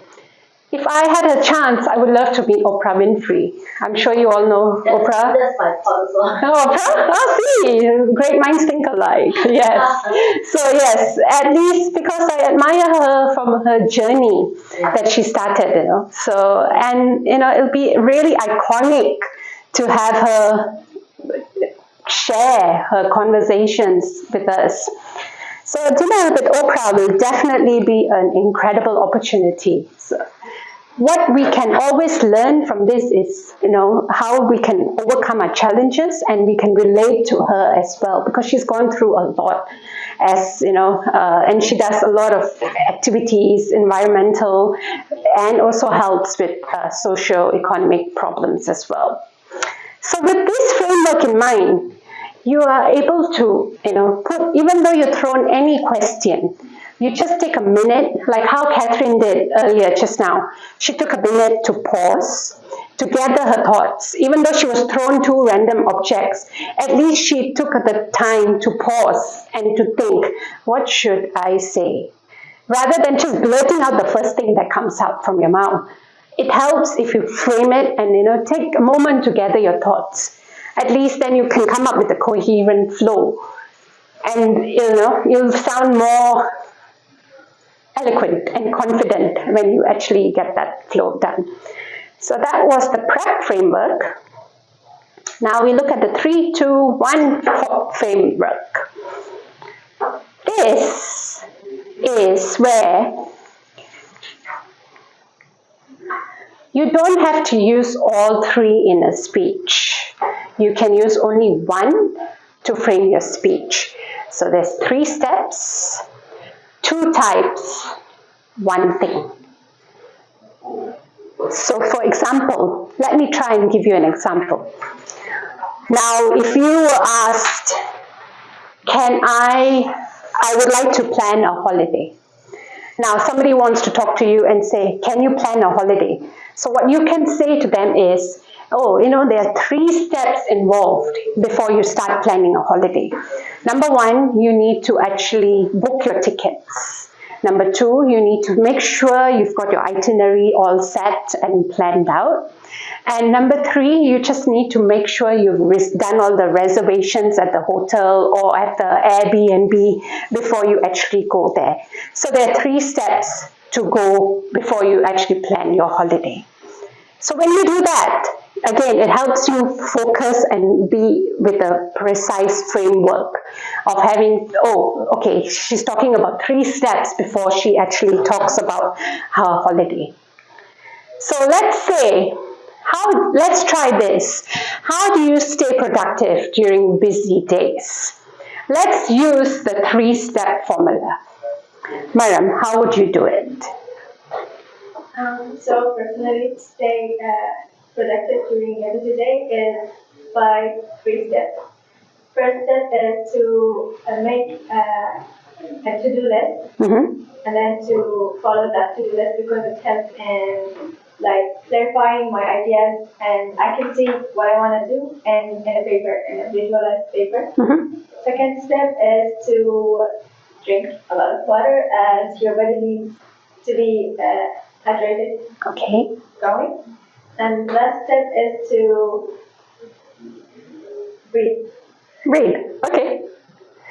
So these are the 3 steps that can help you stay protected during your busy day. Okay, fantastic. Well done.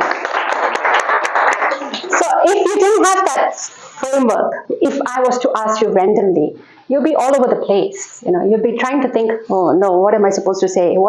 I need to be productive. I need to be organized. You'll start repeating things. And you'll start, not being coherent. So just have a simple framework, 3, 2, 1. So for example, sorry. What are the 2 types? I'm coming to that. Yes, for now it's 3 steps. So for example, like how you said, you can prioritize your tasks. You start the day by listing out the most important things that needs to be done. And you say, okay, I'll do the most important one first, I'll complete that first. Then you use time blocks to make sure that you can dedicate specific time for specific tasks. So you allocate, say, 10 minutes, I need to get my introduction done. 10 minutes for my body and 10 minutes for my conclusion. That's just if you're giving a speech. But if you have any other tasks as well, it could be like you need to pick up your kids from school, or it could be that you want to cook. We had a lot of master chefs here just now in the morning. Yes. So it just happens to be that you allocate time blocks according to each session. Next would be to take a short break. So if you say there's a step, like, I'm sure, have you all heard of this Pomodoro effect? Where by scheduling, you have like 25 minutes of work, and then you take a 5 minutes break, and then it comes with the alarm, and after 25 minutes of work, then your alarm goes off and you say, okay, now I have a 5 minutes break. So all these 3 steps will help you be more productive during a day. So this is just a framework, this is just an example, but if you have 3 steps, then you know, okay, these are the things that can help me be productive during the day. Or any other questions, anything else that's, Now the same question, if you were to answer instead and say, how do you stay productive during busy days? Just now was the 3 steps that we use. So now what we can say is 2 types. Would anyone like to give an example or try and see how you can use 2 types to answer this question? Anyone wants to try? Brian, would you like to try?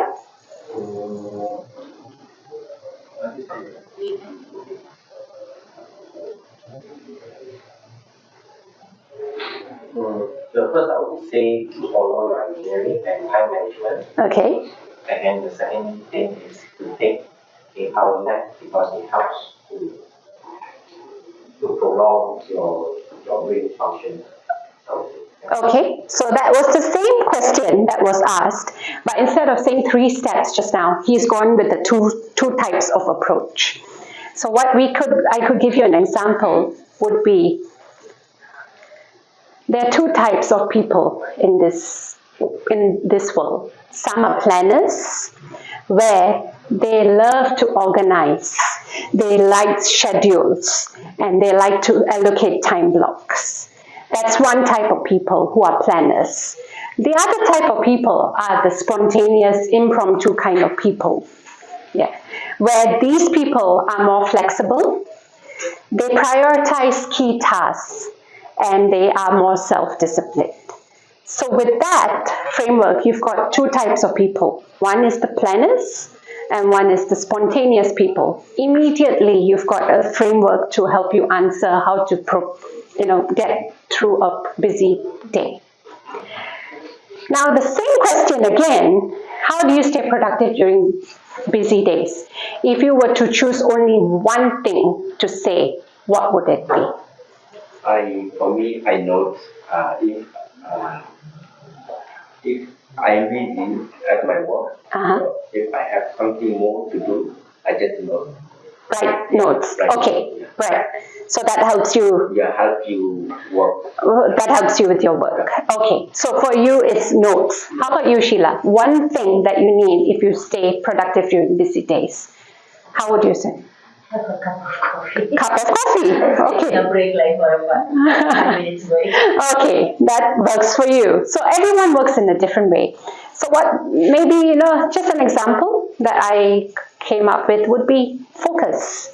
So if you have focus, you're able to take on the task, even though it could be like, you've got 3, 4 things to be done.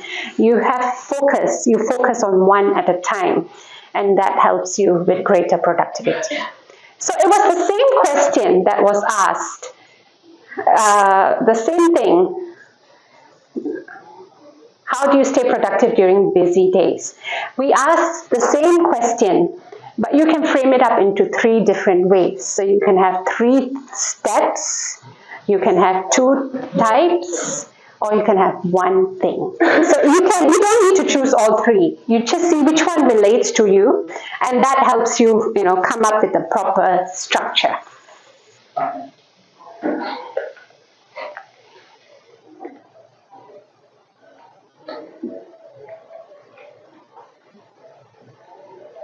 Why do you think frameworks are important? See, like just now when you all came up and you all were thrown the random objects and the random pictures, was that hard to do? Yeah? Was that a bit nerve-wracking? Because firstly, you don't know what picture to expect. And secondly, you're trying to think, what do I say? How do I connect the 2 objects together? Because it is not at all related, right? The 2 objects. So why do you think frameworks are important? Yes. Yeah, so I think frameworks make us know what we have to do, what we have to prioritize. Right. And the second thing is that it minimizes our wasting time. Okay. And also, the thing that we need to do is very clear in our mind and in our head. Yes. So when when things are clear in our mind, then in our heart as well, then it's just very easy to just, right, and express it in either way, whether you're doing a speech or whether you are doing it. Yes, correct. So it helps increase the credibility, because when you say something that is credible, you sound like you're more confident speaking about it. So it gives you a good structure with the framework. And of course, it helps you to be more clarified. So your thoughts are not all over the place, and it helps you streamline the whole process rather than you going, now with bread, now with football player, or now apple. It just helps you align your thoughts better. It reduces the time wasted because you are focused on what you're trying to say. And that helps you even be more, it reduces your filler words as well. Filler words are like, so it helps you reduce that when you know what you're saying. It helps build the consistency, and there's a greater flow, so it helps increase that. And it reduces misunderstandings, because when you say something that you are confused about, the audience is also confused. What are you trying to say? So it reduces the misunderstandings when you have a proper structured framework. Yeah? What do you think are the benefits of impromptu speech? The first one would be, it helps you to train on your feet, think on your feet. Just now, the activity that we had, you all were thrown with the sudden random pictures. So that helps you focus, and you actually quick thinking on your feet. That's what impromptu speech is. It helps you with your confidence levels as well, because anyone can throw you a question at any time. And suddenly you are like, oh, okay, I can answer them, in a more confident manner. Am I right, Mahida? Am I right? If you are thrown at a random question at a random time, you become more confident when you are able to speak on your feet. Improves your listening because you will have to listen to what people ask you.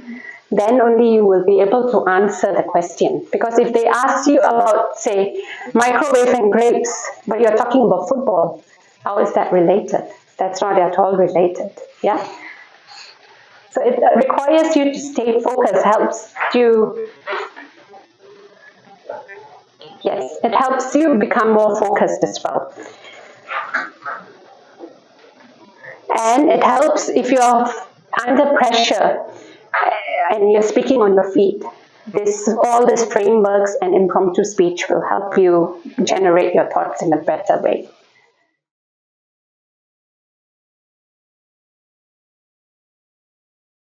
Elevator pitch. How many of you know what an elevator pitch is?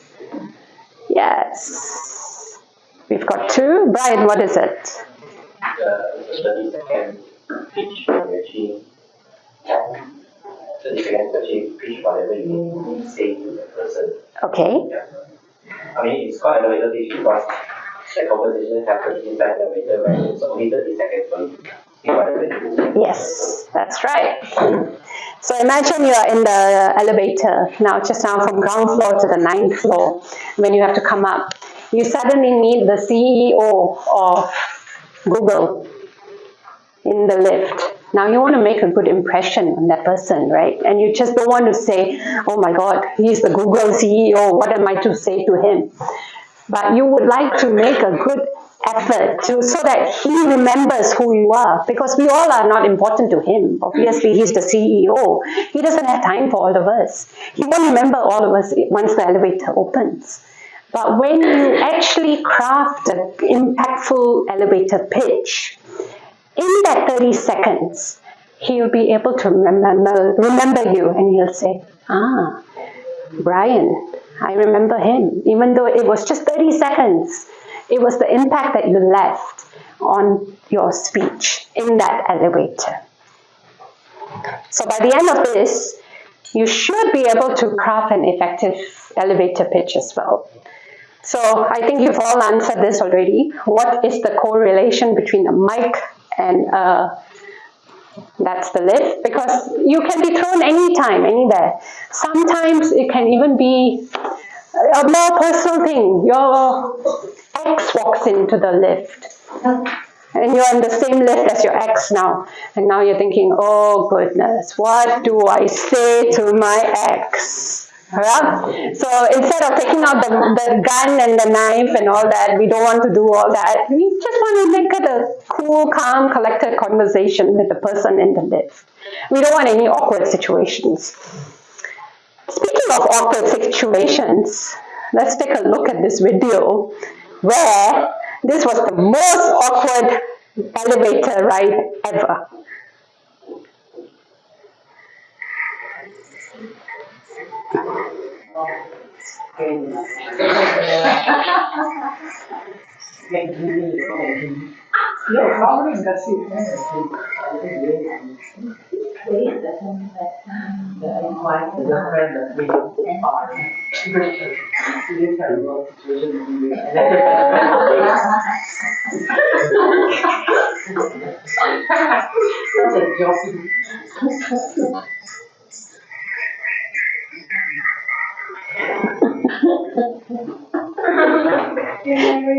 So yes, that was Grey's Anatomy. Yes, I'm sure some of you may realize. Imagine you're in that situation. I don't know how many he has, ex-girlfriend and fling and current. I don't think as frivolous as he is, but I don't know. If it happens, you need to be able to speak to that person, right? Rather than taking the stairs. You can't be climbing down 27 flights of stairs down, right?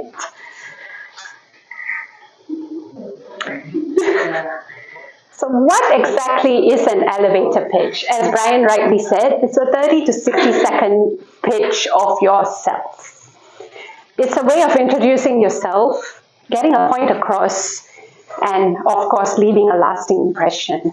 Of course, we are not like Grey's Anatomy where he was confused and he didn't say a word because he was in a strange, awkward situation, right? So, now in the elevator pitch, it's very important for you to have a flow again. And you need to say, in that pitch, you need to come up with a good flow to say who you are, who you help, why you do what you do, how are you different from everyone else, why should I remember you, and of course a call to action or something that will make me remember who you are. So now what I'd like everyone to do is, you've got a page in front of you where I think everyone has the activity 2, where you can create your own elevator pitch. You'll be given 10 minutes to come up with the elevator pitch. Even though this pitch is only for 30 seconds or 60 seconds, you just need to come up with the elevator pitch to see how you can leave a lasting impression. Are we ready? Yes. Yes, we are. Brilliant.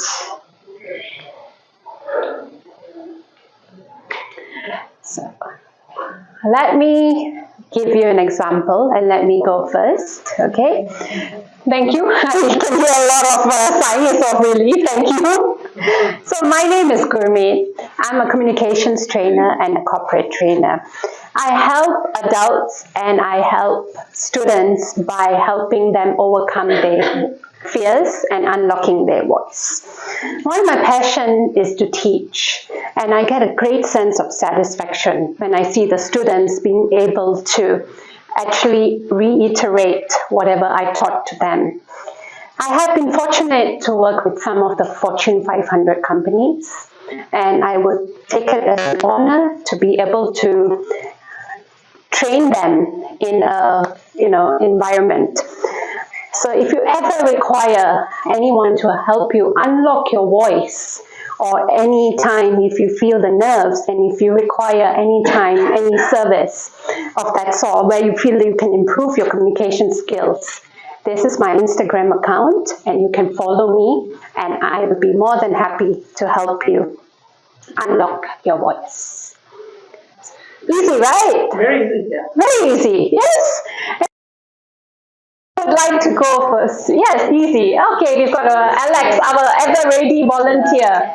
So, do I need to come and stay? Up to you. You want to come up or you want to stay there? It's up to you. All right, so I'll just stay here. Stay here? Okay, no problem. You need the mic again?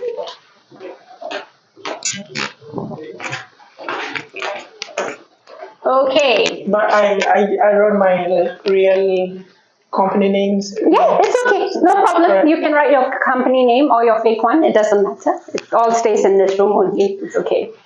My name is Alex.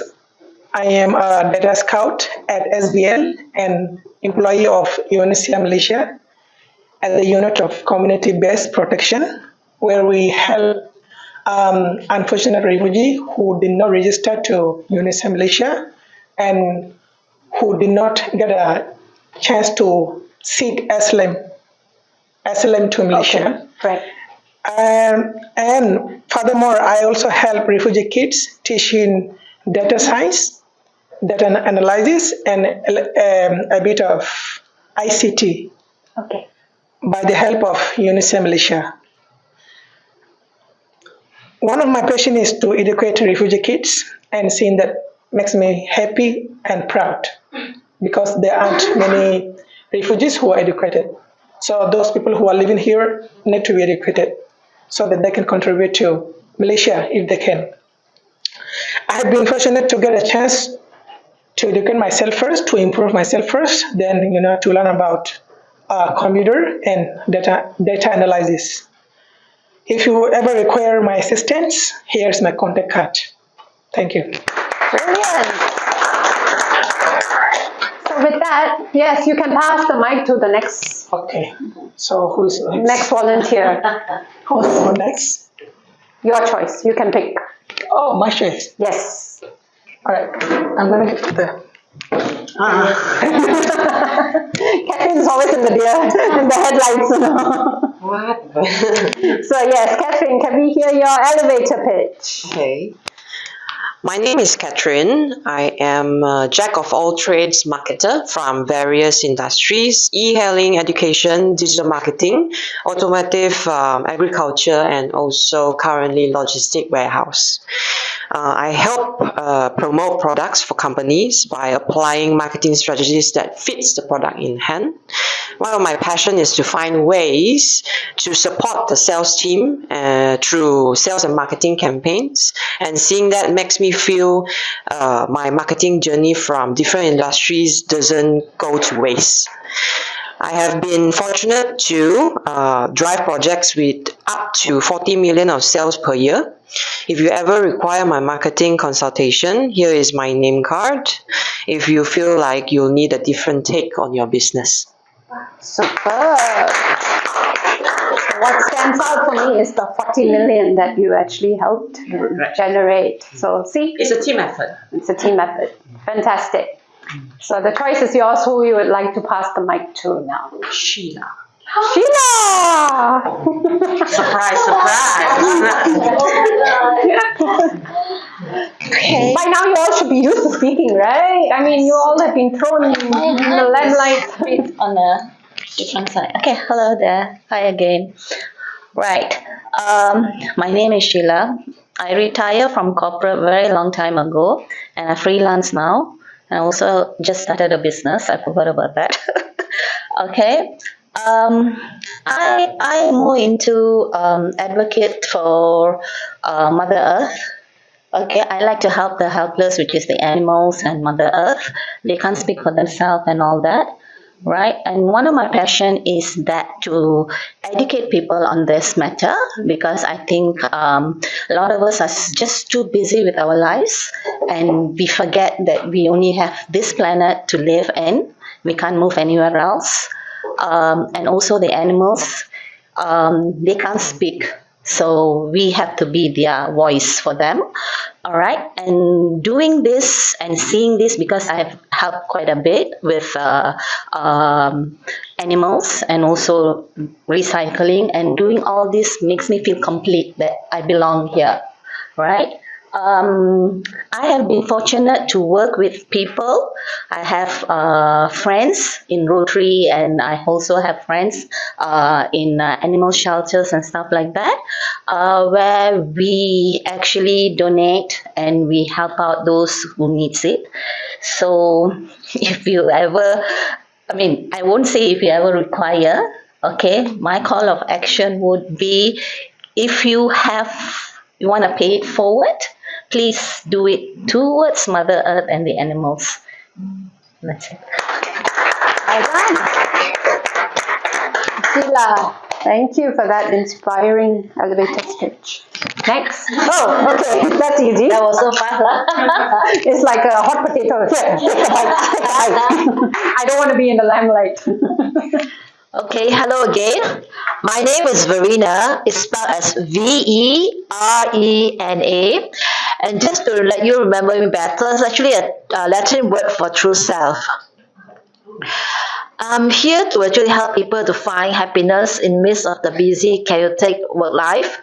So sometimes when you work so much, you just forget to be happy for yourself. My passion is actually to train, and I have a unique program to help you to guide you to find your true happiness. The uniqueness of my program is actually focusing on self-love and also self-discovery. Anytime if you lost for your happiness or you can't find your true happiness, do give me a call. I'd like to share more on my course. Super. Okay. Just next, you can't pass to her. Huh? After me? After you, you can't pass to her. After you can pass. Okay. All right. My name is Arif, and I came from a small village from Myanmar, and I'm a student. I work as I'm a sport coaching, coach.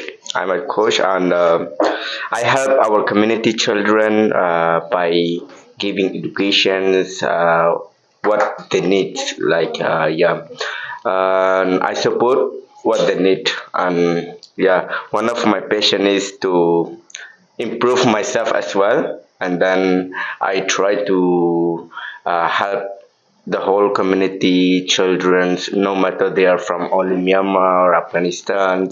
I work for all kids, and yeah, that and seeing that make me feel very happy when I can help other people.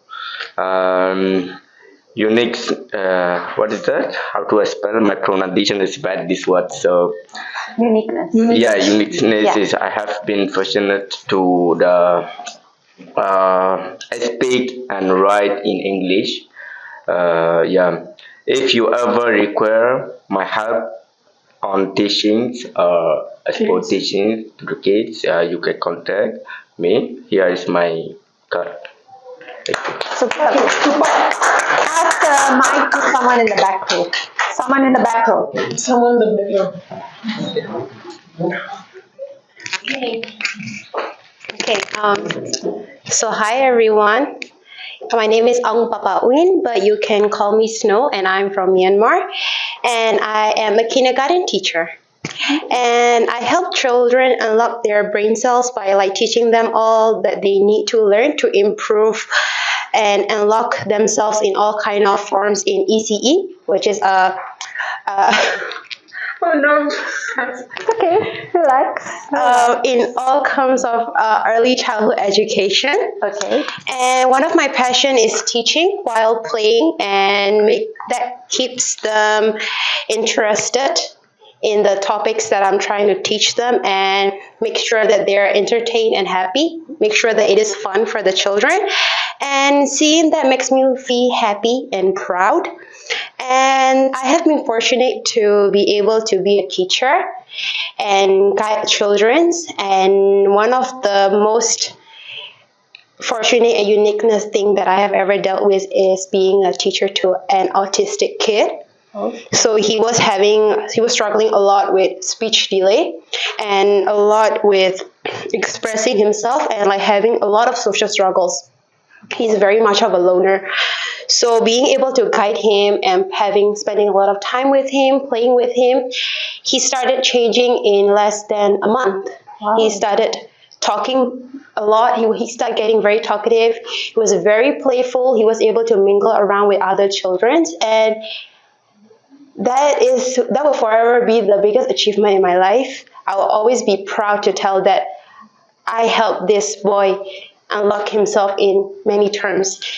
And so, yeah, if you ever require someone to guide the children to unlock themselves and open up, here are my socials for you to reach out, and I'll be gladly and be very happy to help. Thank you. Oh, thank you for sharing that. Thank you. No, you're not allowed to pass to me. Okay, Wahida. Wahida, yes. I'm shaking It's very inspirational. Thank you. Thank you. Yes, Wahida. Hello again to everyone. Yes. My name is Nur Wahida and I am a medical assistant at the clinic. Okay. I help to those who are unable to communicate with the doctor, which is my community people. They are not able to speak in Malay or English. Okay. So for that, I am the person who are interpreting them. Okay. So to communicate with the doctors. One of my passion is translating and to help to my community people anything that they need. Okay. And seeing that make me feel happy and better. I have been fortunate to speak in few languages, which is in Malay, Myanmar, English, and Rohingya. And sorry, what? Rohingya language. Oh, okay. Okay. Wow. So if you ever require any assistance, you may contact my personal number. Okay. I will be happy and glad to help you. Thank you. Thank you so much. Alright. So my name is Maram. You can just call me Mimi, to not forget my name. I'm a counselor student. I've helped many of my friends to decide what major they want to study according to their personal personal interest and capabilities. I've been always interested and passionate about learning human behaviors, beliefs, and feelings. So I've been going to many counseling laboratory and counseling activities to enhance my capabilities, like active listening and non-judgmental therapy.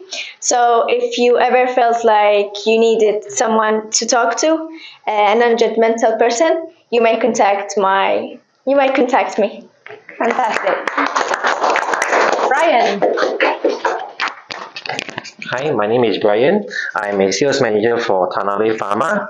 I help provide medical solution and consultancy by introducing novel drugs targeted to patients suffering from mental illness, which is one of the biggest health issues in today's society. Okay. So one of my passion is to consult and to provide solution to you and your patient, and seeing that makes me feel great because your patient is recovering. I have been fortunate to lead a sales team to help this objective. If you believe that my expertise could help you and your patient, here's my business card. Thank you. Back to Azri. Oh, yeah, sorry, Leonard. Hidden in the corner, I forgot about you. Alright, so my name is Leonard. I'm just going to use my previous work experience for this. I'm a frontline at Wildflowers, a bar cafe in Petaling Street. So what I do is I help customers, primarily youngsters and also groups of families, to help them get a relatively enjoyable dining experience, right? And one of my passion is actually coffee making. So, and that actually translated into bartending as I work in the bar as well. So also serving drinks to customers that they actually enjoy, such as all those coffee hours that they take pictures of. Seeing that makes me feel like I actually help someone with their day. And I've been fortunate enough to work with a boss that is very flexible enough to help me be exposed to bartending. So generally in this industry, you stick to only one job scope. So if you're a barista, you're a barista. If you're a bartender, you're a bartender. So he's been open enough to let me try both at the same time. So in that aspect, I feel fortunate to have worked alongside him. So yeah, if you ever require an interactive night or just a day to have a listener, like a barista or someone to have a drink or chat with, you can just contact me. Yeah. Oh. Next event, we know who to call as our barista. Yes. So basically, what is the frameworks that we've learned today? One was the PrEP model. Yeah. Do you remember what it stands for? No, looking at notes. Correct. Yes. And the 3-2-1 framework. Do you remember what that is? Two types, one thing. Yeah, that's right. To structure your speech. And why is that important to think? And clarify your thoughts. Yes, exactly. So even with the elevator speech, it shouldn't be longer than 60 seconds because that's all your elevator ride will be. You won't be able to get a full 2-minute speech in the elevator unless it's from the first ground floor to the 50th floor, and maybe you're lucky. But even then, normally it should be 30 to 60 seconds. So your speech for elevator should always include who you are, how you can help that person, the passion that you have, so that at least it reflects to that person as well, receiving it. What is unique about you? What is different about you? How are you standing out from your peers and your colleagues? And of course, a call to action or something so that people can relate and call you when needed. So impromptu speaking doesn't have to be scary. Is it still scary, ladies and gentlemen? Slightly better. Now, we've got You can start clicking away on your phone.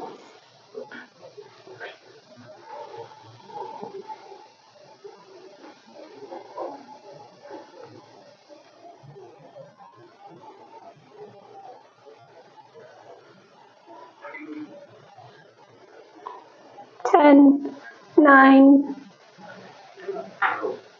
All good, all good.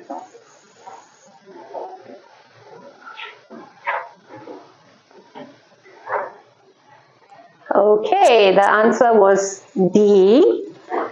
To convey your thoughts clearly and quickly on a given topic. That's the primary goal of impromptu speaking. So far, we have Vahida as our number 1. Wow, very good. The last to join, but the first to win. Okay, next. What is often the greatest challenge faced in an impromptu speech?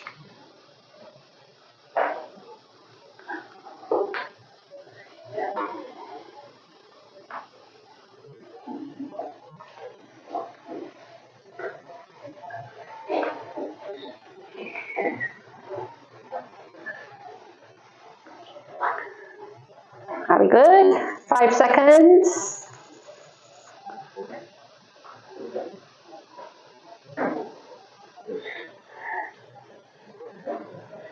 Thinking on your feet and organizing ideas quickly. That is the greatest challenge.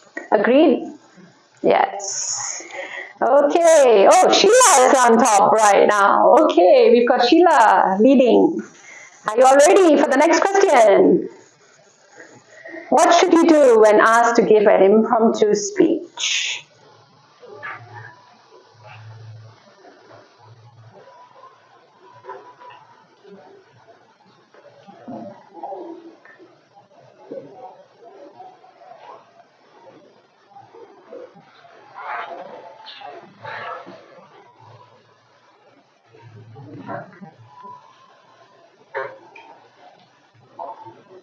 Three, two, one. Exactly. Take a moment to gather your thoughts, because then only you'll be able to articulate what you want to say in an efficient manner. Oh, Sheila is still in the lead. Where our name is not there. It's because it's whoever is the fastest to reply. You are below top 5. So now you need to answer quicker to be able to be on the leaderboard. Next thing, what does PrEP stand for?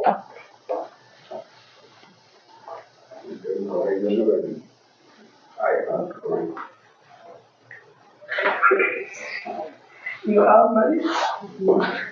Okay, the one is. No, come on. It's okay. No. Can't remember?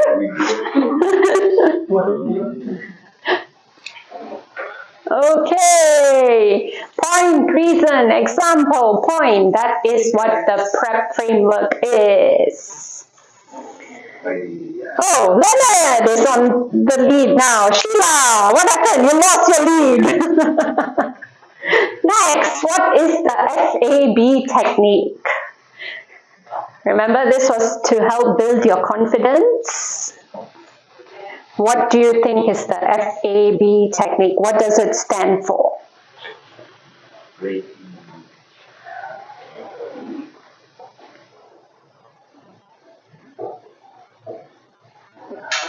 Okay, the first one, familiarity, anchoring, and breathing. I think everybody got this correct. Well done.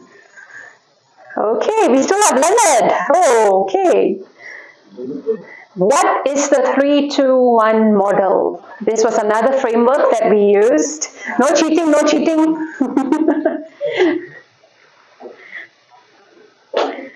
This was another framework that we had for impromptu speech.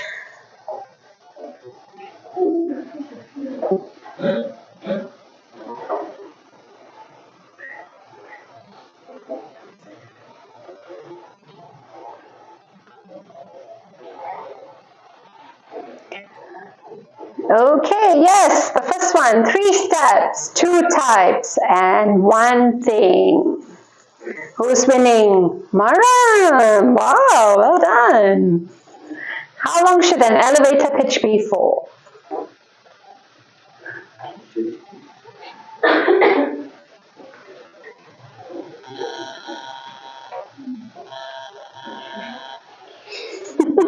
Forgot.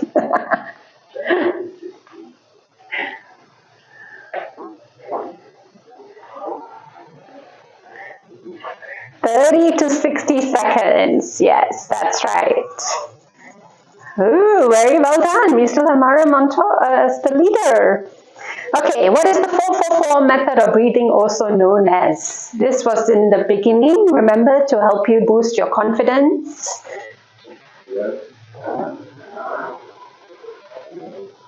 Where you hold for 4 seconds, you inhale.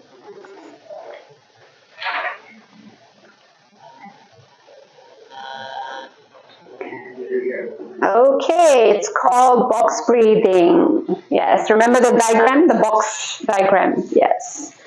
Catherine has become the surprise leader. Next, why are frameworks important?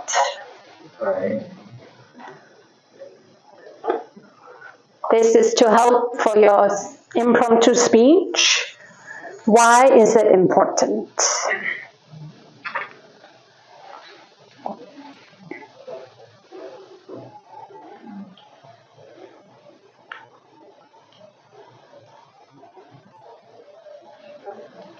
Brilliant. I think everybody got this correct.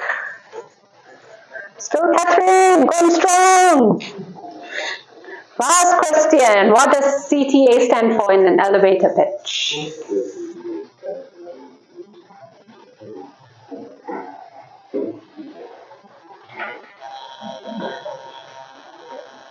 I think a lot of I think's going on. Call to action. Yes. So congratulations, Catherine!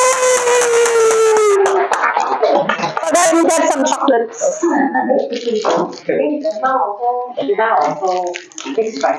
Here you go. Can you pass this to Catherine, please? Thank you. Okay, we have come to almost the end of the session. I would like everyone to just fill up the post-training assessment form that is printed out for you. And you can actually see whether you've improved from the beginning and now.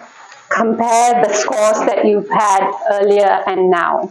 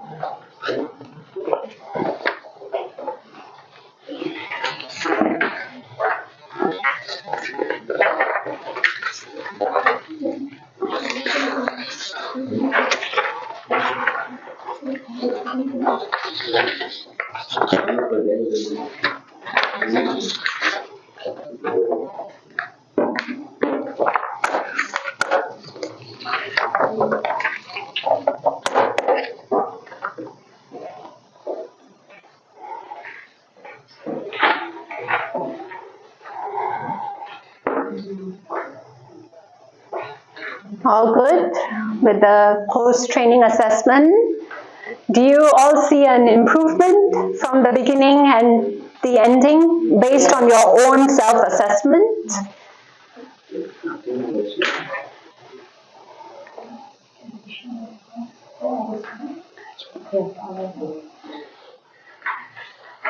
And after that, I'll just need you all to fill in the output assessment form or the feedback form that has been given to you. So I will need to collect that back at the end of the session.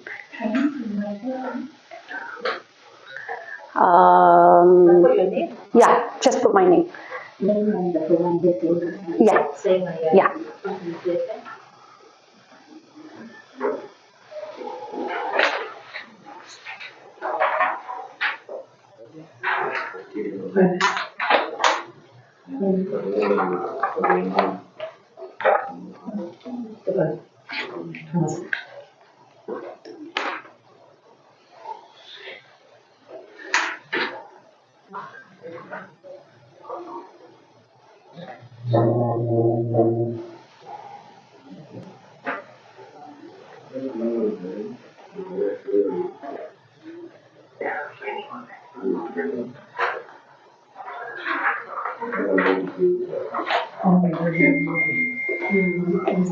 Training provider. You can just put my name. Your name. Yeah, my name as well. Yes, for the training provider, you can just put it as my name as well.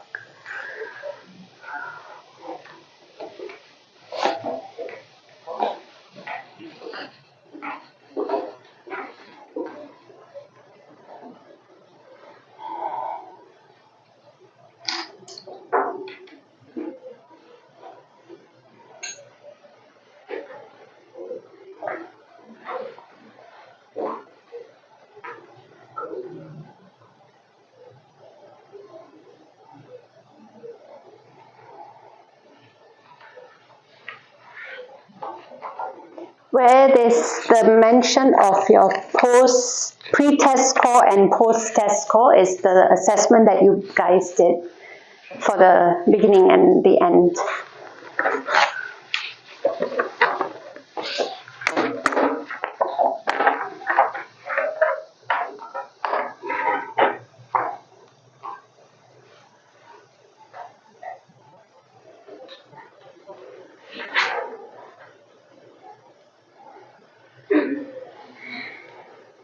The pre-test score and the post-test score Is the assessment that you've done, the before and after the program. So the score that you did for yourself.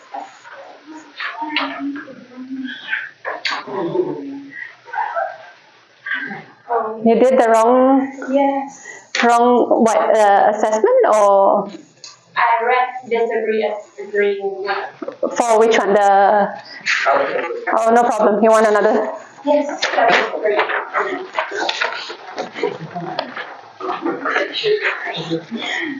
It's too late. Rule number 1, always print out extra copies.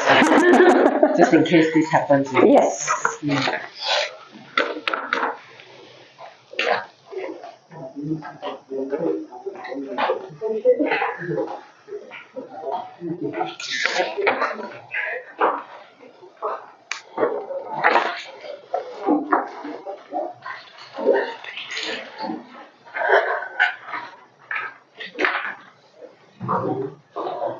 Thank you. Can be longer. Can be longer. You want longer? With more Okay. Next time. This is quite interesting. Thank you. Then there's supposed to be 6 more modules actually, but I only need to record 2 modules. Yeah. So the whole thing is actually a 2-day workshop.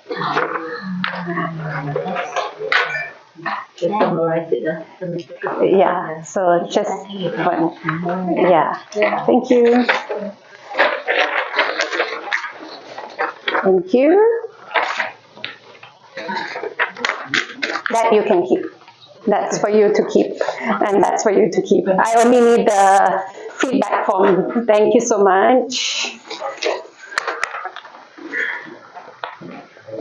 Thank you. Thank you. We are still editing. Thank you. Your feedback form? Ada. Did I give you one? No. I didn't give you.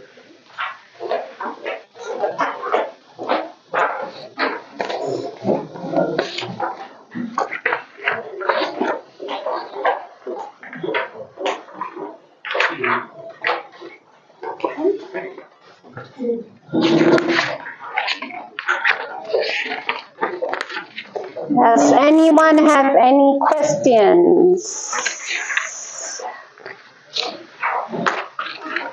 Thank you.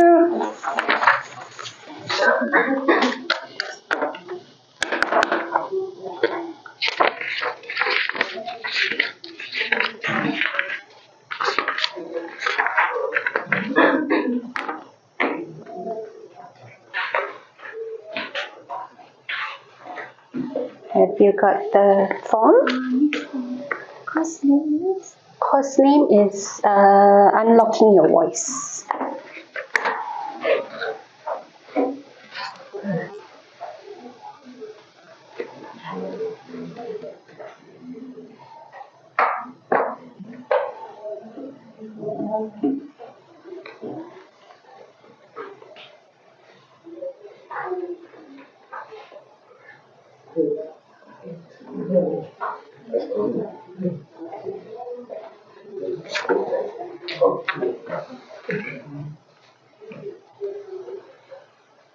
Anyone has any questions in the meantime?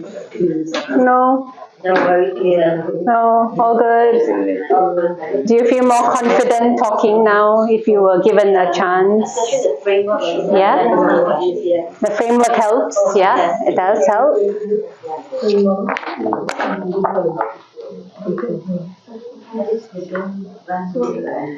Yeah, that's the most important. At least, there's a structure for you to follow. Yeah. So even though it's impromptu. Can we use the 3-2-1 for elevator speech as well? Can. It gives everything, you just want to give the quick thing that you want to Can be used for elevator speech as well. Because if you put a lot of things, right? Yes. It's just very, you can talk more. Yeah. And then you can't finish the rest. Correct. So elevator speech, actually, it's up to you how you want to craft it. But I just gave you like a general of what needs to be included. Thank you. Same framework always, but it's just a general outline for you to actually. Because I'm a bit worried, like when you talk about religious or passion, then you start talking so much. But that's the trick, how you concise that to just one sentence instead of like a whole minute speech. Yes, how you make it concise. Thank you. So I'm thinking the 2-1, I did just pick 3. Maybe I could just easier, then you just pick what you want. Yeah, you could do that as well. Yes. So she's brought up a very good point. Norina, is it? Yeah. Yeah, she brought up a very good point for the elevator pitch. If you want to use the 3-2-1 framework, you could do so as well because it helps you become more concise. You don't have to necessarily follow the exact structure given, but it's just that it's there for you to utilize so that at least you remember what needs to be said. Yeah. Does anyone else have any questions? Any burning issues? Are we still nervous when we have to give a speech? Little bit.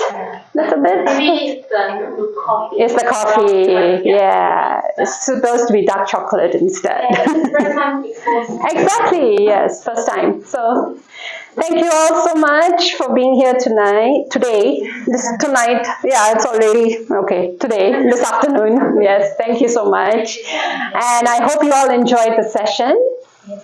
And if anytime you all want a deep dive into it, it's actually a full 8 hours program for the whole session, for 2 days actually, so it's a 16-hour program.